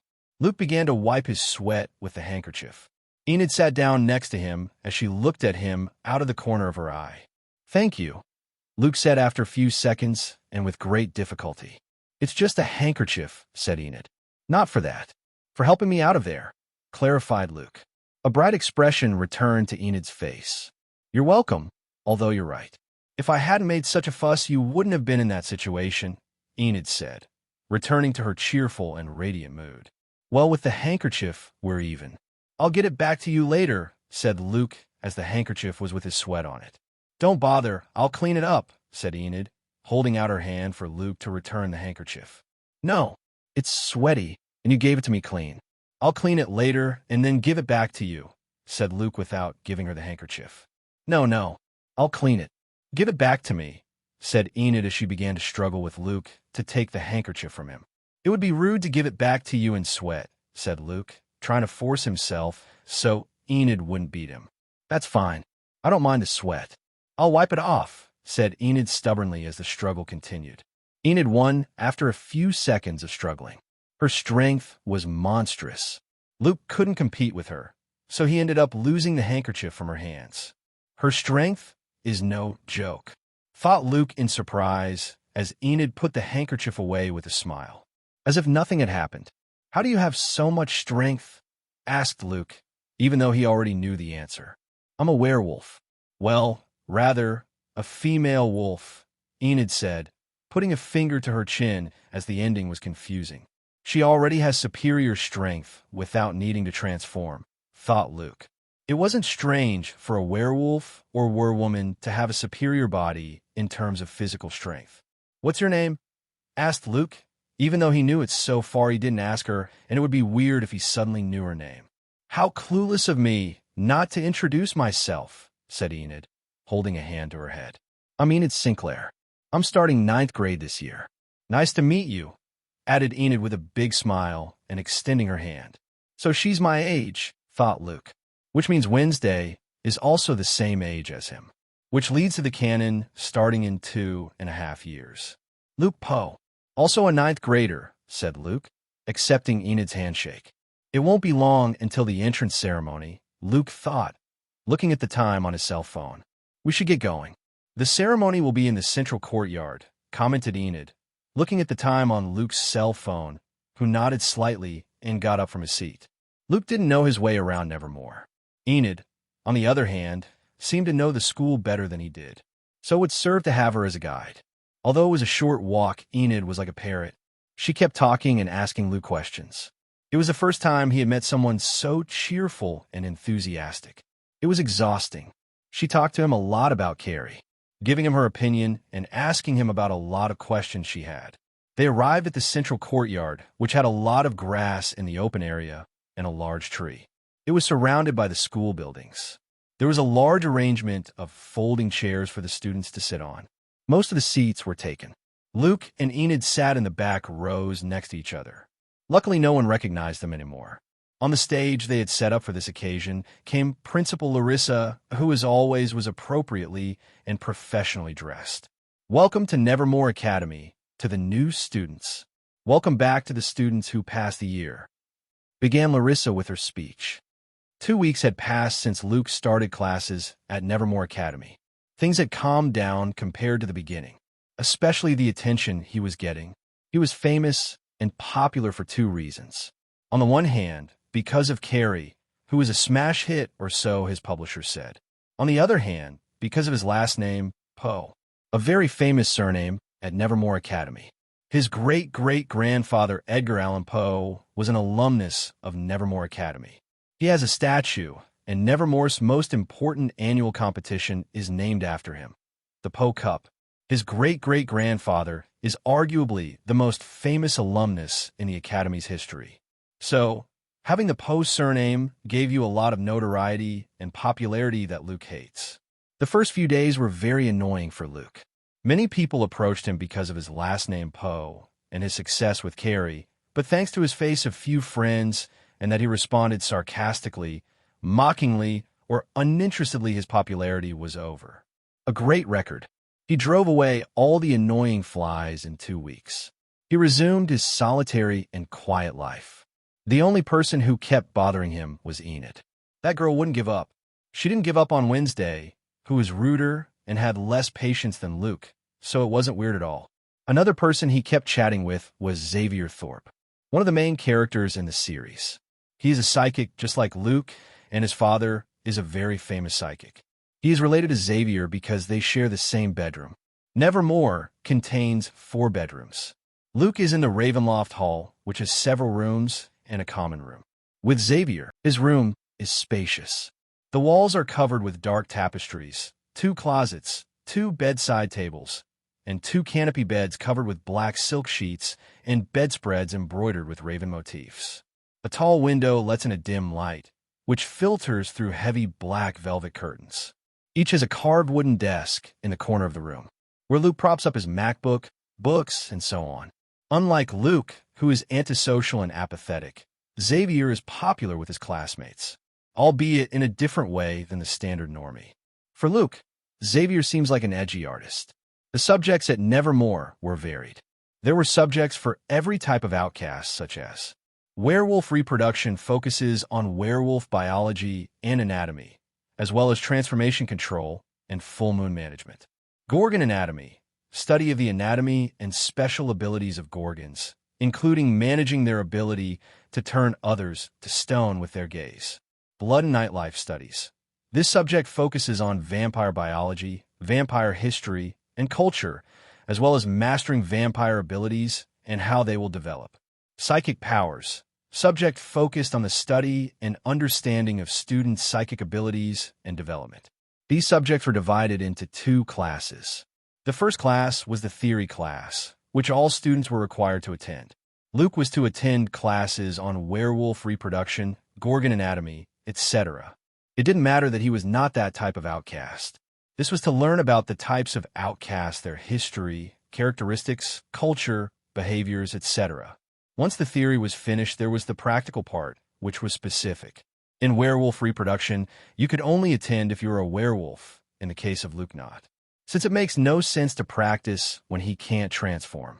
In the subject's psychic powers, he must attend both theoretical and practical subjects. In addition to these subjects, he had 3 more: marginal history, fencing, and botanical sciences, which were universal no matter what type of outcast you were. Luke couldn't believe that he had to compulsorily attend fencing, but he had no choice but to do so. Now, I have botany class, thought Luke, coming out of the outcast history class. Botanical science classes were being held in the Nevermore greenhouse. Walking towards the greenhouse, he noticed someone tapping his shoulder. He turned and saw Enid, who as usual had a smile and an aura of joy around her. "Hi, Luke. Are we going to the greenhouse together?" asked Enid with a smile and looking expectantly at Luke. "Yes," replied Luke dryly and started walking. Enid smiled and started walking beside him. Their ways of walking were different. Luke walked lazily and with a tired expression. Enid, on the other hand, seemed to be prancing around and had a lot of energy. Luke didn't understand why Enid kept talking to him. His wonderful personality had already alienated several girls who tried to talk to him in the first few days, but Enid didn't seem to mind and kept talking to him. Luke's responses are brief, reluctant, and unenthusiastic. He never starts a conversation and will never seek you out. Who would want to be friends with a guy like that? Perhaps Enid was just as stubborn as Xavier and Tyler were with Wednesday. Luke recalls that, in the series, Wednesday was apathetic and uninterested in Xavier and Tyler, who seemed like simps through and through. Yet both boys kept trying to get closer to Wednesday, even though she showed no interest in them. It could also be that Enid wants to be friends with her because she's friends with everyone, something Luke would consider fake and hypocritical. But with Enid, he knows it's not that way, and that's her true nature. Whatever it is, Luke doesn't care. It's only a matter of time before Enid stops trying to relate to him like everyone else. They arrived at the conservatory. It is a large room with a lot of plants. There are desks in the center for the students to sit and study. In front of them is a blackboard and the desk of the teacher who was already waiting for them. The teacher's name was Marilyn Thornhill, and Luke knew her very well. She was the antagonist in the Wednesday series and a normie. Her real name was Laurel Gates. She faked her death to change her identity and complete Crackstone's mission, which was to eliminate the outcasts. Marilyn has fair skin, long wavy brown hair, and brown eyes. She wears a gray-colored sweater and cat-eye glasses. Eliminate the outcasts, what an idiot, Luke thought disdainfully as he sat in a chair and looked at the teacher, who had a kind, smiling face. Luke thought both Marilyn and Crackstone were two idiots chasing an impossible dream. Eliminating all the outcasts was an impossible mission, no matter how much Crackstone had made a deal with demons and gotten powers. In the series, Crackstone loses to a 16-year-old outcast. If he were to face adult outcasts with developed powers, he would be easily defeated. At best, he could kill Nevermore students who did not fully develop their powers. That is, as long as the power he showed in the series holds up. There are even outcasts who made deals with demons, so they should be stronger than average and will be able to defeat Crackstone with a whimper. Luke wasn't planning to take on Professor Normie for the time being. Until Wednesday comes to Nevermore, the Normie will not use Hyde to assassinate, so nothing will happen. The teacher was a Normie. She had no supernatural powers. It would be very easy for Luke to kill her. The problematic thing is to cover up the murder. For this reason, Luke is too lazy to act for the moment. "Good morning, everyone," greeted Marilyn with a smile and enthusiasm. "Before we move on to a more advanced topic, let's review the homework I left for you last class," added Marilyn as she opened the textbook on her desk. Let's see, Luke. Can you answer question 1? Asked the teacher, looking at Luke. Luke hadn't pulled out the book or his notebook. He had his hands in his pockets and was rocking back and forth in his chair with a nonchalant attitude. "I'm sorry, teacher. I forgot," Luke said as he yawned and continued rocking like it was nothing. Enid next to him, and everyone else looked at him, unable to believe how fake his apology sounded. He clearly wasn't sorry at all and looked like he didn't give a shit about the class. "Oh," said Marilyn with a slight twitch that no one noticed. "It's okay. We all can forget homework once in a while," she added with a smile again. Hypocrite, thought Luke, amused. He knew Marilyn hated outcasts to death, but because of the personality she showed at Nevermore, she couldn't show anger towards him. She must be seething with rage, thought Luke, trying to contain his laughter. "That's true. Next time, I'll try to remember if possible," Luke said with a slight smirk. "If it's possible," thought Enid and all the students, unable to believe how hard-faced Luke was. "Let's see, Bianca. Can you answer question 1? Said the teacher, moving on to another student. If she kept listening to Luke, she was afraid her facade would crumble. "Maybe I'll become the first outcast to be eliminated on their list," Luke thought curiously. It could be that they'll send him a killer Hyde. He doesn't care. It will be a good fight. He doesn't know if the teacher has control of Hyde yet. Bianca began to read from her notebook, where she had completed her homework for the day. Bianca was a mermaid and one of Nevermore's most popular students of her year. She is taller than average for her gender and has dark skin and greenish-blue eyes. She has dark hair and a shaved head. Luke took out his book, opened it, and put it on top of his head to block his view so he could sleep comfortably. As expected, class ended, and teacher Normie didn't punish him and let him sleep peacefully. Enid was in charge of waking him up. He put his book in his backpack and quickly left the greenhouse. He felt like peeing. Enid, who was about to say something to him, stood still as Luke hurriedly left the place. He didn't even thank her for what she woke up from. "Why do you keep trying to talk to him?" asked a friend of Enid's approaching her. "He's rude, arrogant, stuck up, and I can think of many more negative adjectives," she added with a frown. She also tried to make conversation with Luke and befriend him, but he treated her like she was an annoying fly the whole time, so she gave up. "That makes it cooler," said a brown-haired girl, joining the conversation. Her friend looked at her funny, though she was right. "Having the last name Poe went to his head," said a short boy with a mug hairdo, approaching the group of girls. The two girls looked at the boy with some disgust. It wasn't the first time he had butted into their conversations as if they were friends. Maybe Luke felt the same way, so their anger towards him dropped incredibly low. "He lived in a normie orphanage and thinks he's the big deal," the boy said to add fuel to the fire. Unlike the girls, who might see Luke's attitude as a cool and bad boy, most of the guys loathed Luke. "Don't be rude. He published a successful book that you could never write, and that being in an orphanage," said Enid, defending Luke and scowling at the boy. It was rare to see Enid scowling and scolding a person. Enid's two friends nodded in agreement. Luke, if he had heard what Enid said, would have wanted to disappear off the earth. He didn't even create that book. It was absolute plagiarism. He would have rather flaunted his powers or his great last name than that. "Let's go," Enid said, angrily, turning around and leaving the room. Her friends followed her and left the boy alone, frozen in place. What did he do wrong? They were criticizing Luke. He just joined them and was reprimanded. In the psychic powers class, there were about 40 students, but only 10 of them were psychics. The others were there to study the theoretical part. That day, the others learned about the auras that each psychic can possess. So far, they had only studied a little of the history of psychics, so they had had no practical classes. Before the theoretical part ended and the class slowed down, the teacher wanted to do a demonstration so that the non-psychic students could observe the auras of the psychic students. It was no secret to demonstrate the type of aura you possessed. After all, the teacher must help you so that you can train that aura. The first student to come forward was Rowan Laszlo. He has brown eyes and short brown hair that he wears with a side parting. He wears brown and gold glasses.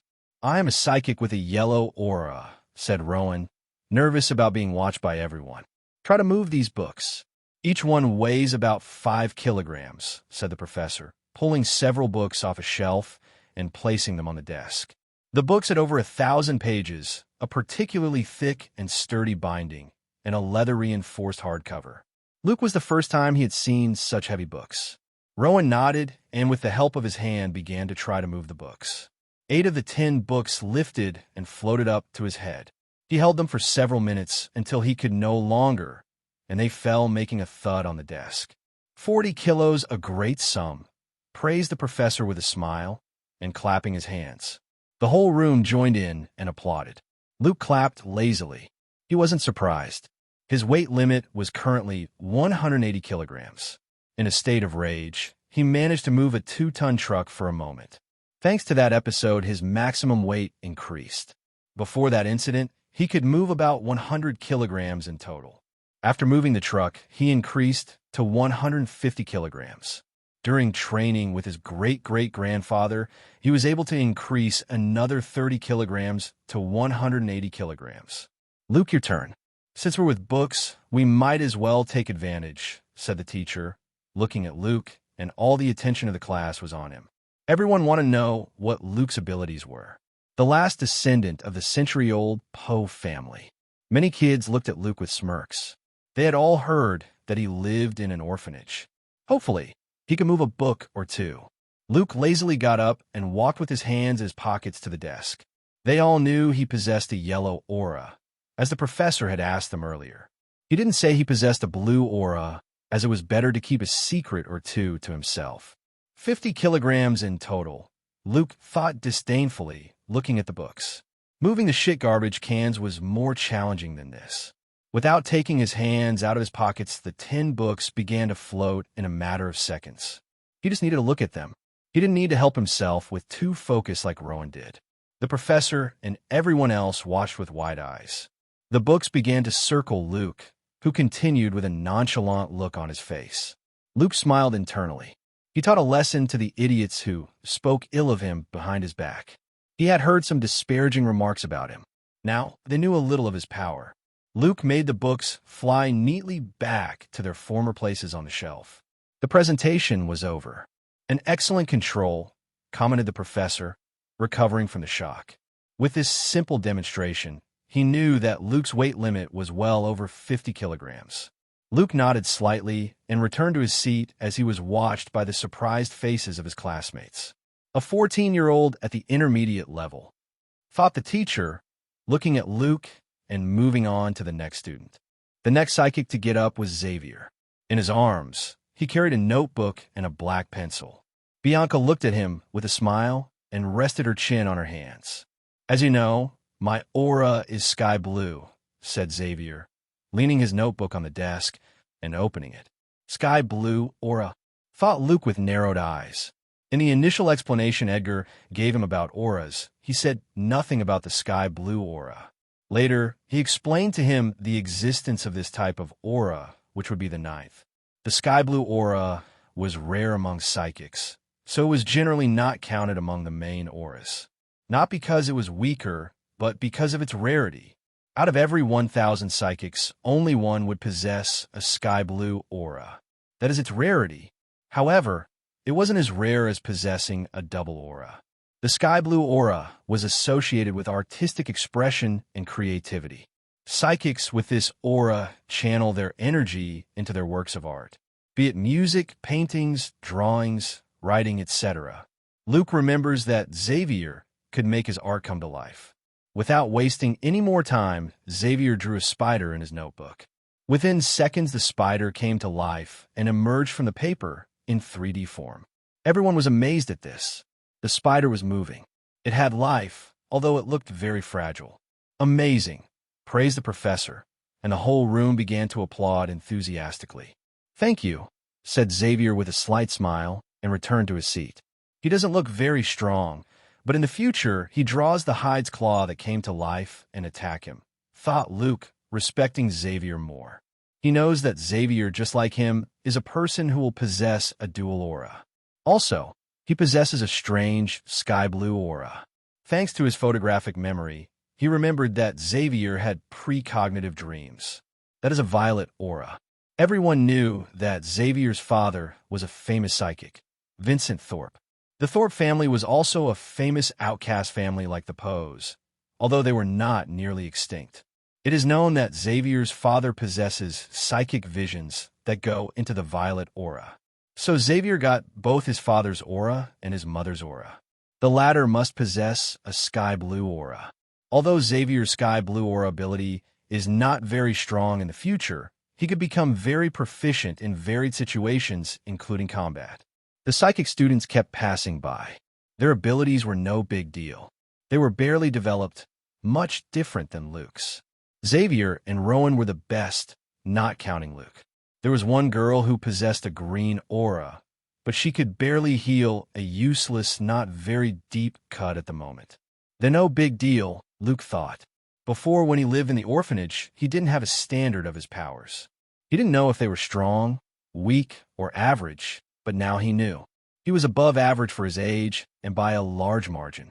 Rowan could move 40 kilograms, and he could move 180 kilograms. A huge difference. It could be due to his soul being reborn and more powerful, or whatever.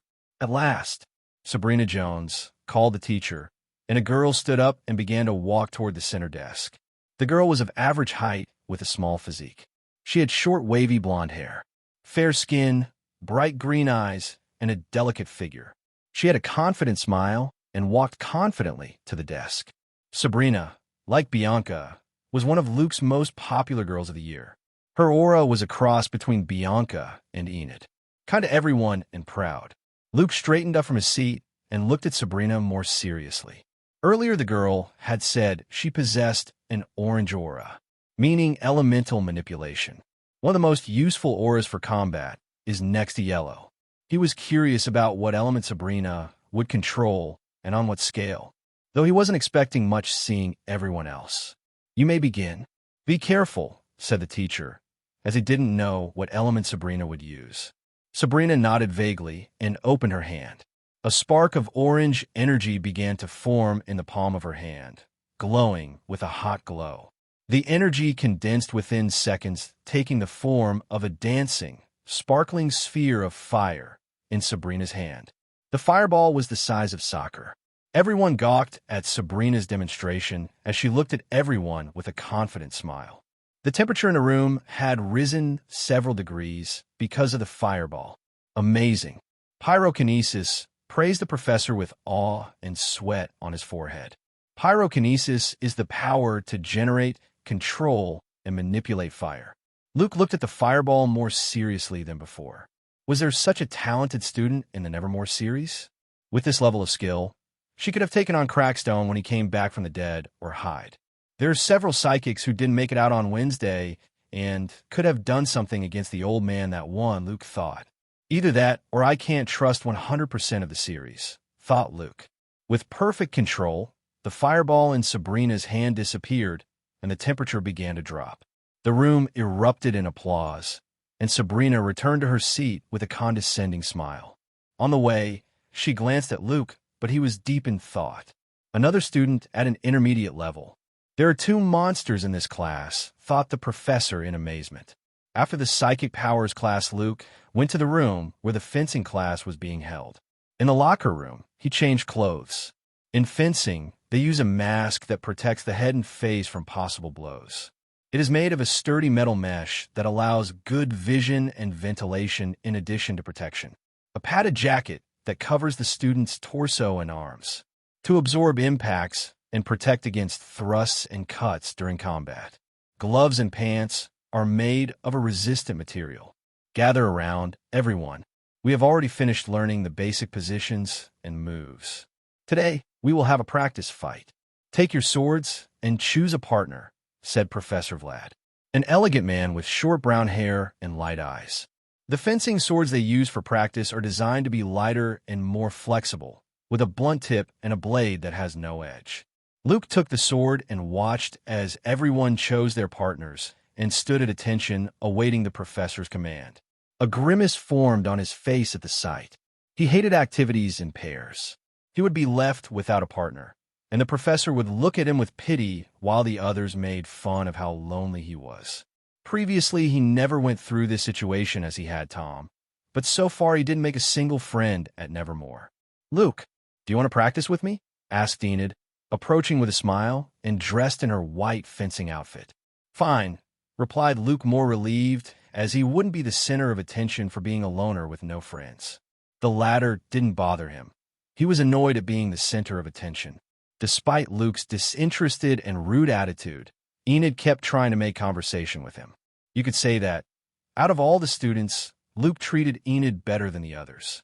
Only because he knew her personality was real since he watched the Wednesday series. Otherwise, he would think Enid is a hypocrite who wants to be friends with everyone. Enid noticed Luke's subtle changes. His answers were getting better and better, and he didn't seem as disinterested as before, even if only a little. So, she was happy about her advancement. Why was she doing it? Because she was interested in Luke, not because of his famous last name and the fame he had for his successful book. She couldn't deny that she was a fan since she liked Carrie so much, but that wasn't what mattered to her. What appealed to her most about Luke was his authenticity. He was a real person, not fake, neither in real life nor on social media. In the photos he uploaded, he always had the same unfriendly face. He doesn't show a mask like most people. Besides, she knew Luke was kind unlike what others think. He thanked her when she saved him and even wanted to wipe her handkerchief. She felt that Luke, like her, was authentic.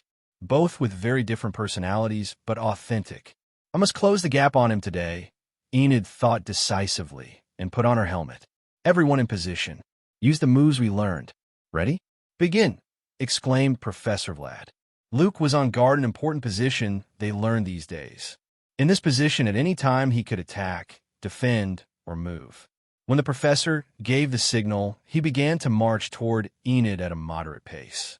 Enid did not stand still and also began to advance with her eyes on Luke and her senses at maximum. When they were at a close distance, Luke was the first to attack. He stretched out his front leg, lunging forward, and at the same time, his back leg pushed forward as well. At that instant, he stretched out his sword arm and reached a maximum extension point in the air. Enid was surprised by Luke's perfect attack, which, although they were basic movements, he had executed to perfection. She was not the only one surprised. Professor Vlad watched closely as Luke's attack was executed perfectly. To Luke's surprise, Enid at the last moment dodged his lunge by taking a quick step backwards. The girl did not stand still and quickly attacked. Her technique was not as exquisite as Luke's, but her power and speed were greater. Luke, thanks to landing on the heel of his front leg, had the strength to barely defend himself from Enid's attack. He quickly returned to the guard position and began to defend himself and dodge Enid's violent attacks. This girl has no technique whatsoever, thought Luke, dodging a lunge that passed mere inches from his face. Although she had no technique, Enid's speed and strength were incredible. If Luke hadn't gone through Natasha's hellish training, he would have lost in just a few moves. He had to defend and counterattack depending on his perfect technique. Enid, despite her imperfect guard, had impressive reflexes and great instincts. She always managed to defend herself at the last second. The practice fight between Luke and Enid lasted 10 minutes. It was the most intense of all and the most professional. Luke could not keep up. Enid's endurance was superior to his. Advantages of having the superior physique of a werewolf. At one point, he couldn't maintain his perfect technique and lost. "You win," said Luke, taking off his helmet and sitting down wearily. It was a frantic 10 minutes. He never thought that after going through Natasha's hellish training, he would be physically tired. "That was a great fight. You have perfect technique," Enid said in surprise as she took off her helmet and sat down next to Luke. She was tired too, though not as tired as Luke. She knew her physique was superior to the other outcasts since she was a werewolf. She was surprised Luke could last this long and at several points thought he would lose. "Your instincts are amazing," Luke praised, taking Enid by surprise. A wide grin broke out on Enid's face. It was the first time Luke had ever praised her. This was a breakthrough for her. "Although with your psychic abilities, the combat would have been different," said Enid, not knowing why she wanted to cheer Luke up. "A loss is a loss," said Luke. He had a high ego, but he knew how to accept when he lost. "Another fight?" asked Enid, standing up and reaching out to Luke. "Fine," nodded Luke, accepting Enid's hand and standing up. Their relationship improved. They were both growing closer for the same reason, because they knew their personalities were authentic. One Saturday afternoon, Luke was lying in bed reading a book he had bought some time ago. Nevermore was a boarding school. On Saturdays and Sundays, you didn't have classes, but you had to stay on the school grounds. You had to ask permission to visit Jericho. Since he had no friends the entire weekend, he was locked in his room reading books, continuing his psychic training, or wasting time on the internet. "You're wasting your youth," exclaimed Edgar with indignation. He couldn't believe that his descendant spent his weekends locked in his room. "What's wrong with him now?" thought Luke, looking up from his book and staring at the ghost of his great-great-grandfather. "Nevermore will be your most peaceful stage. You must make the most of it. Once you get out of here, it will be an all-out war against the damned Spellmans," shouted Edgar. "Instead of having as much fun as you say, I should train," Luke said with a grimace. Thanks to Xavier not being in the bedroom, he could talk to Edgar quietly. Overtraining is not good. There comes a point where it is ineffective and can be counterproductive if you overtrain. Once you complete your training routine, you should use the time to have fun and not be a loner, Edgar said, remembering his younger days when he would get drunk and date some girl the same age as Luke. "The times were different. I'd rather stay here," said Luke, turning his attention back to his book. "This smelly brat," thought Edgar, clenching his fist. "Rather than waste time procrastinating, it's better to train a little since you have so much free time," said Edgar. "Didn't you just say that overtraining is bad?" asked Luke. I will teach you a very useful telekinesis skill for combat, said Edgar, getting Luke's attention, who put his book aside and looked at him intently. Which one? Asked Luke. Immobilization, replied Edgar with a slight smile, seeing that he caught Luke's interest. Immobilizing a person? Asked Luke with a raised eyebrow. Yes, a person or any living thing, nodded Edgar. I don't think it's too hard, said Luke, losing interest. He could already move 180 kilograms objects and throw them at high speeds. A very heavy person could weigh between 90 kilograms to 100 kilograms, a weight that could easily immobilize. Even an obese person weighing no more than 180 kilograms could be immobilized with his telekinesis. You must be thinking that because you can move 180 kilograms weights, immobilizing a normal person is pretty easy, right? Asked Edgar, and Luke nodded. You are very wrong. Immobilizing a person is very different from moving lifeless inanimate objects. A person will not stay still while being controlled by your telekinesis. He will try to break free. Also, the technique is different from moving objects, Edgar said. How hard can it be? Said Luke. With his 180 kilograms, it wouldn't be hard to immobilize an average person no matter how much he wanted to break free. He had already thought that shortly he could immobilize a transformed Hyde or werewolf. That's what a person who never tried to immobilize a person would say, Edgar said with contempt, and pissed Luke off since he was right. He had never used his telekinetic power to immobilize a person or living thing. Let's do it. It'll be a piece of cake, Luke said, pissed off. I hope you don't buy your words. The first thing is for you to get a training partner. Find someone light to start with. A girl if possible, said Edgar. Luke grimaced at this request. Who would agree to be his training dummy at Nevermore? Oh, sorry. I forgot you don't even have a friend. At least you'll meet a girl, Edgar said with a smirk. Shut up. I have someone in mind, growled Luke, standing up. He put on his sneakers, a black hoodie, the necklace, and walked out of the dorm. Did you make a friend? Asked Edgar with a little smile.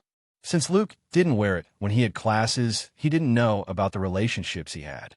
He only knew he was a loner because he always stayed in his dorm room, if possible. Luke didn't respond. When he got to the common room from his dorm, many were surprised that he had gone out. Luke ignored the stares and walked out of the dorm. Her dorm is for girls, only I can't go in, thought Luke, thinking about how to meet the one person he might consider closest at Nevermore. It was Enid. Although he could try to sneak into the girls' dorm, it would be too conspicuous, and he doesn't want to attract attention or get caught. So he has no choice but to wander the Nevermore grounds in search of Enid. His relationship with Enid had improved since that first practice bout in the fencing class. From that point on, they were always practice partners in fencing classes. So Luke was planning to ask her for help with his training. Knowing Enid's personality and that she is always interested in him, she should accept without much trouble. The Nevermore grounds were very large, much more than what was shown in the Netflix series. The day was clear with few clouds in sight. A perfect day to spend time with friends outdoors, as long as you have friends. I'll look in the left courtyard, Luke thought, heading to the courtyard usually filled with students along with their friends hanging out. This courtyard was a large outdoor area surrounded by walls and walkways. In its center is a fountain with a large dead tree. At its edge is a statue of Edgar Allan Poe. It is the courtyard that was featured in the series.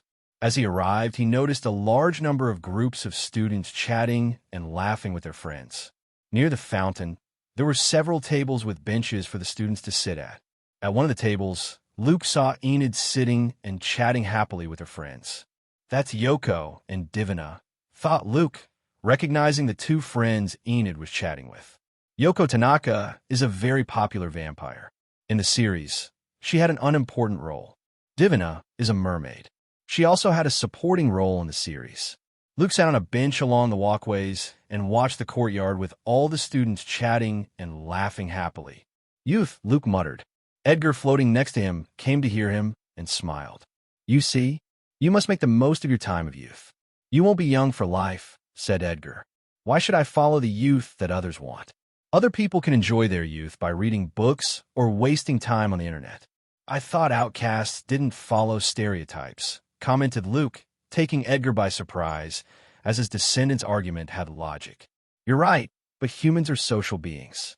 It's not good to shut yourself away in your world and not interact with anyone, Edgar commented in a more serious tone. Is that Luke? Asked Yoko, looking off into the distance at Luke sitting on one of the dark catwalks. Yes. Whoa, that's the first time I've seen him out on a weekend, commented Divina, looking towards Luke. Luke? Thought Enid, turning her head and recognizing the boy right away. As she was about to get up from her seat and walk towards Luke, both Yoko and Divina grabbed her arms. You stay here, Enid. You always talk to him. You can't go talk to him as soon as you see him. You look like a desperate girl, said Yoko, and Divina nodded, agreeing with her. But, said Enid reluctantly, it was the first time she had seen Luke on a Saturday outside his dorm. She couldn't pass up this opportunity to talk to him, but seeing the looks on her friends' faces, she sat back down. Yoko was right. She was always the one to try to talk to Luke. The latter never took the first step to talk to her. Won't you ask your friend to help you train? Asked Edgar, looking at Luke after finishing their short conversation. Luke shook his head. He saw Enid chatting happily with her friends. How would he approach her to say, do you want to be my training dummy? He got up from the bench and started walking to go to the gym. Since he was out of his bedroom, he would at least train physically. This time Edgar didn't say anything. He didn't scoff and followed Luke silently. When he turned a corner, he bumped into a person. It was a girl who was looking at her cell phone. As she collided with Luke, she fell to the ground. Ouch! The girl mumbled, grabbing her forehead. Luke only lost his balance a little. As he was distracted thinking about some things, he didn't have enough reaction to dodge. Sabrina Jones, thought Luke, recognizing the blonde girl. A psychic capable of creating and controlling fire. Aren't you going to help me? Asked Sabrina, looking up from the floor at Luke. Are you one-armed? Asked Luke, showing no sign of helping her. This girl was like Bianca, the most popular one. She most likely had a lot of guys after them drooling and was used to being pampered. Just the thought of it bothers him. You're as rude as everyone says, Sabrina said, getting up from the floor and shaking the dirt off her clothes. Sabrina was wearing a loud red pullover, a black skirt with black tights, and dark shoes. She wore a headband in her blonde hair. Her nails were painted red, as were her lips. Luke clicked his tongue and started walking again without paying Sabrina any more attention. This is the first time I've seen you out on a day off, Sabrina commented following Luke. Are you a stalker? I can give you an autograph if you want, Luke said with a slight smirk, looking sideways at Sabrina. I'm not a stalker, and I don't want her autograph. Your last name is very famous in Nevermore. There's even a statue of your great-great-grandfather. Plus, your book Carrie is also very famous. A lot of people notice that you don't leave your dorm on the weekends, Sabrina commented, unbothered by Luke's teasing. Luke grimaced when he heard this. He didn't think so many students would be watching whether or not he left his dorm. This was normal, though. The culprit in this was Carrie. His last name was very famous at Nevermore, but not to the point that so many students would be watching whether or not he left his dorm. The problem was Carrie's resounding success. It had been a little over a month since the book was published, and according to data passed on to him by his publisher, it sold more than 100,000 copies in 1 month. A resounding success. A book that sells 100,000 copies is considered a success, but for a book by a first-time author to achieve that figure in a month is something rarely seen. Geniuses like Stephen King could do it. This made Luke's fame grow by leaps and bounds. He had already passed 100,000 followers on various social networks, and many news portals and YouTube were talking about his work in him. Many treated him as a genius and praised Carrie. Others criticized Carrie for being too gory and that Luke's head was wrong for writing something like that. 100,000 copies in a month. Luke couldn't believe it. He would take a 12% royalty. Carrie was priced at $8, and it was paperback. So in 1 month, he got 800,000 US dollars, of which 96,000 US dollars will go to Luke. Discounting some taxes a little less. In 1 month, he makes what a pro makes in a year. Luke drooled at the thought of this number. He already wanted to get his hands on the money. He had become a literary celebrity in just over a month. His stories were being seen by thousands of people. The same with his photos, and so on. Many wanted to interview him, but the publisher was taking care of that. In a short time, he would have his first interview. It would be embarrassing, but he would have to do it. Are you listening to me? Asked Sabrina, running her hand in front of Luke's eyes several times. Huh? What were you saying? Asked Luke, snapping back to reality. He hadn't heard a word Sabrina was saying. God, I asked what were you doing? Weirdly, you came out of your room. You're such a celebrity hermit, said Sabrina with a slight smile. I'm not a hermit, growled Luke. I'm going to training, he added. Oh, can I join you? I'll be helpful, asked Sabrina. That's okay, said Luke. He didn't think he would find a replacement for Enid so easily. He didn't tell Sabrina that he would use her as a training dummy. He'll tell her when he gets to the gym, so she can't refuse anymore. Being a famous writer always helps, Edgar commented with a slight smile. They arrived at the gymnasium where they had their fencing classes. The place was empty, but it was allowed if the students wanted to practice in their free time, although the fencing equipment they had to borrow. What do you want to practice? Do we have a psychic practice bout, or what? Asked Sabrina curiously. How much do you weigh? Asked Luke, surprising Sabrina with a strange question. You don't ask a girl that, said Sabrina with a pout. But Luke remained silent, waiting for her answer. This guy, thought Sabrina in disbelief that her charm wasn't working. 42.5 kilograms, 93.7 pounds, replied Sabrina. That's a good weight to start practicing. Explain to her what immobilization is, Edgar said, and Luke started to explain to Sabrina what her role would be in this training. So, you want to use me as a training dummy? Asked Sabrina after Luke finished his explanation. Yes, Luke replied.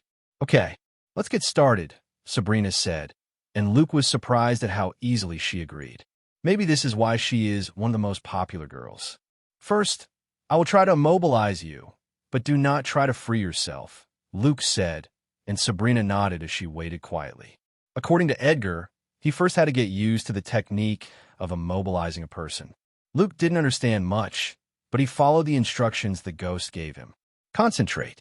Try to immobilize her like you would do when you control an object near you, said Edgar, and Luke started to control his powers toward Sabrina. Sabrina, who was playing with a lock of her hair, was suddenly immobilized. An outside force restricted her movements. She could only move her eyes and could only continue to breathe. As Luke told her, she did not try to free herself. Luke, the cause of this, had sweat on his forehead. He was using all his concentration to keep Sabrina still in place, and it was very difficult. Why is this so hard? Thought Luke, sensing that he wouldn't last much longer. He knew Sabrina wasn't putting up any resistance. If she had, he couldn't have kept her restrained. After 30 miserable seconds, Luke couldn't hold on any longer, and Sabrina regained her mobility. You see? I told you. Trying to control a living thing with your telekinesis is much more difficult than with lifeless objects. Otherwise, it would be very easy to learn how to fly, Edgar said. Luke could only nod silently and accept that he was wrong. On his first attempt, he spent 30 seconds immobilizing a person. Even though the girl isn't very heavy, it's still quite a feat, thought Edgar without telling Luke this. Usually a psychic starts his training by immobilizing small animals like squirrels, birds, etc. Sabrina also looked with surprise, but quickly hid it. That's it? Asked the girl. No. Now I have to repeat it many more times. To get used to it, Luke replied after catching his breath. He didn't think it would be so different and difficult to immobilize a person. Good, nodded Sabrina. Even though it wasn't nice, the feeling of being immobilized, she agreed to keep helping Luke. Then if you need anything, I'll help you, Luke said. He didn't like owing anyone anything. Oh, good. I hope you keep your word, Sabrina said with a smile. The workout continued. Luke managed to get the time to 2 minutes, but by the time Sabrina tried to free herself, she could only hold on for 20 seconds. Too short a time, considering Sabrina has a delicate figure and no great physical strength. If she were Enid, she could free herself instantly thanks to her superior werewolf strength. Wanting to immobilize a hide? Huh, what a joke. He's a long way from that. He was very naive to think he could immobilize a hide easily. What he could do is crush him by throwing objects at him at high speed. That's it. Do you want to practice something specific? Asked Luke, looking at Sabrina. Since Sabrina helped him with his training, it's time for him to help with her training or whatever. You're too tired. Another day you will help me. For now, pass me your number, replied Sabrina, pulling out her cell phone. What do you want my number for? asked Luke. How am I going to ask you to help me if you hardly ever leave your room? Said Sabrina, and Luke grunted. But he couldn't argue against that logic, so he passed her his number. I have to go meet some friends. I'd invite you, but I'm sure you won't accept. See you, Sabrina said with a slight smile as she walked out of the gym. If you want to advance with the immobilization technique, you must practice every day. So you must have a person to help you, said Edgar. I won't train every day. I already owe that girl one favor, Luke said. He couldn't ask Sabrina to help him every day. He'd have endless favors to give in return. I don't think she'll do it for a favor. Besides, at best you'll have to help her practice like she did with you, Edgar said, looking strangely at Luke. I won't ask that girl to help me again, Luke said stubbornly. He hardly knew her well enough to ask her to help him every day in his practice. He would try asking Enid since he was closer to her. It is difficult for him to trust someone, Edgar thought, stepping back into the necklace. He had known his great-great-grandson for several months now, and every day he learned more about Luke's personality. He realized that Luke didn't trust people and had a lonely, yet arrogant personality. Usually, a loner or antisocial person has a more submissive personality, but this was not the case with Luke. John, Luke's father, had a very different personality than his son. He was extroverted and the most popular student. After all, his last name was Poe, and he was very talented. The only thing they were alike in was the attitude to make frivolous and rational decisions. Even Edgar noticed that Luke did not fully trust him or Natasha. It would be common for a child who lived all his life in an orphanage to meet members of their families and treat them in a more loving and dependent way, but this was not the case. In time he will open up, thought Edgar without giving more importance to the subject.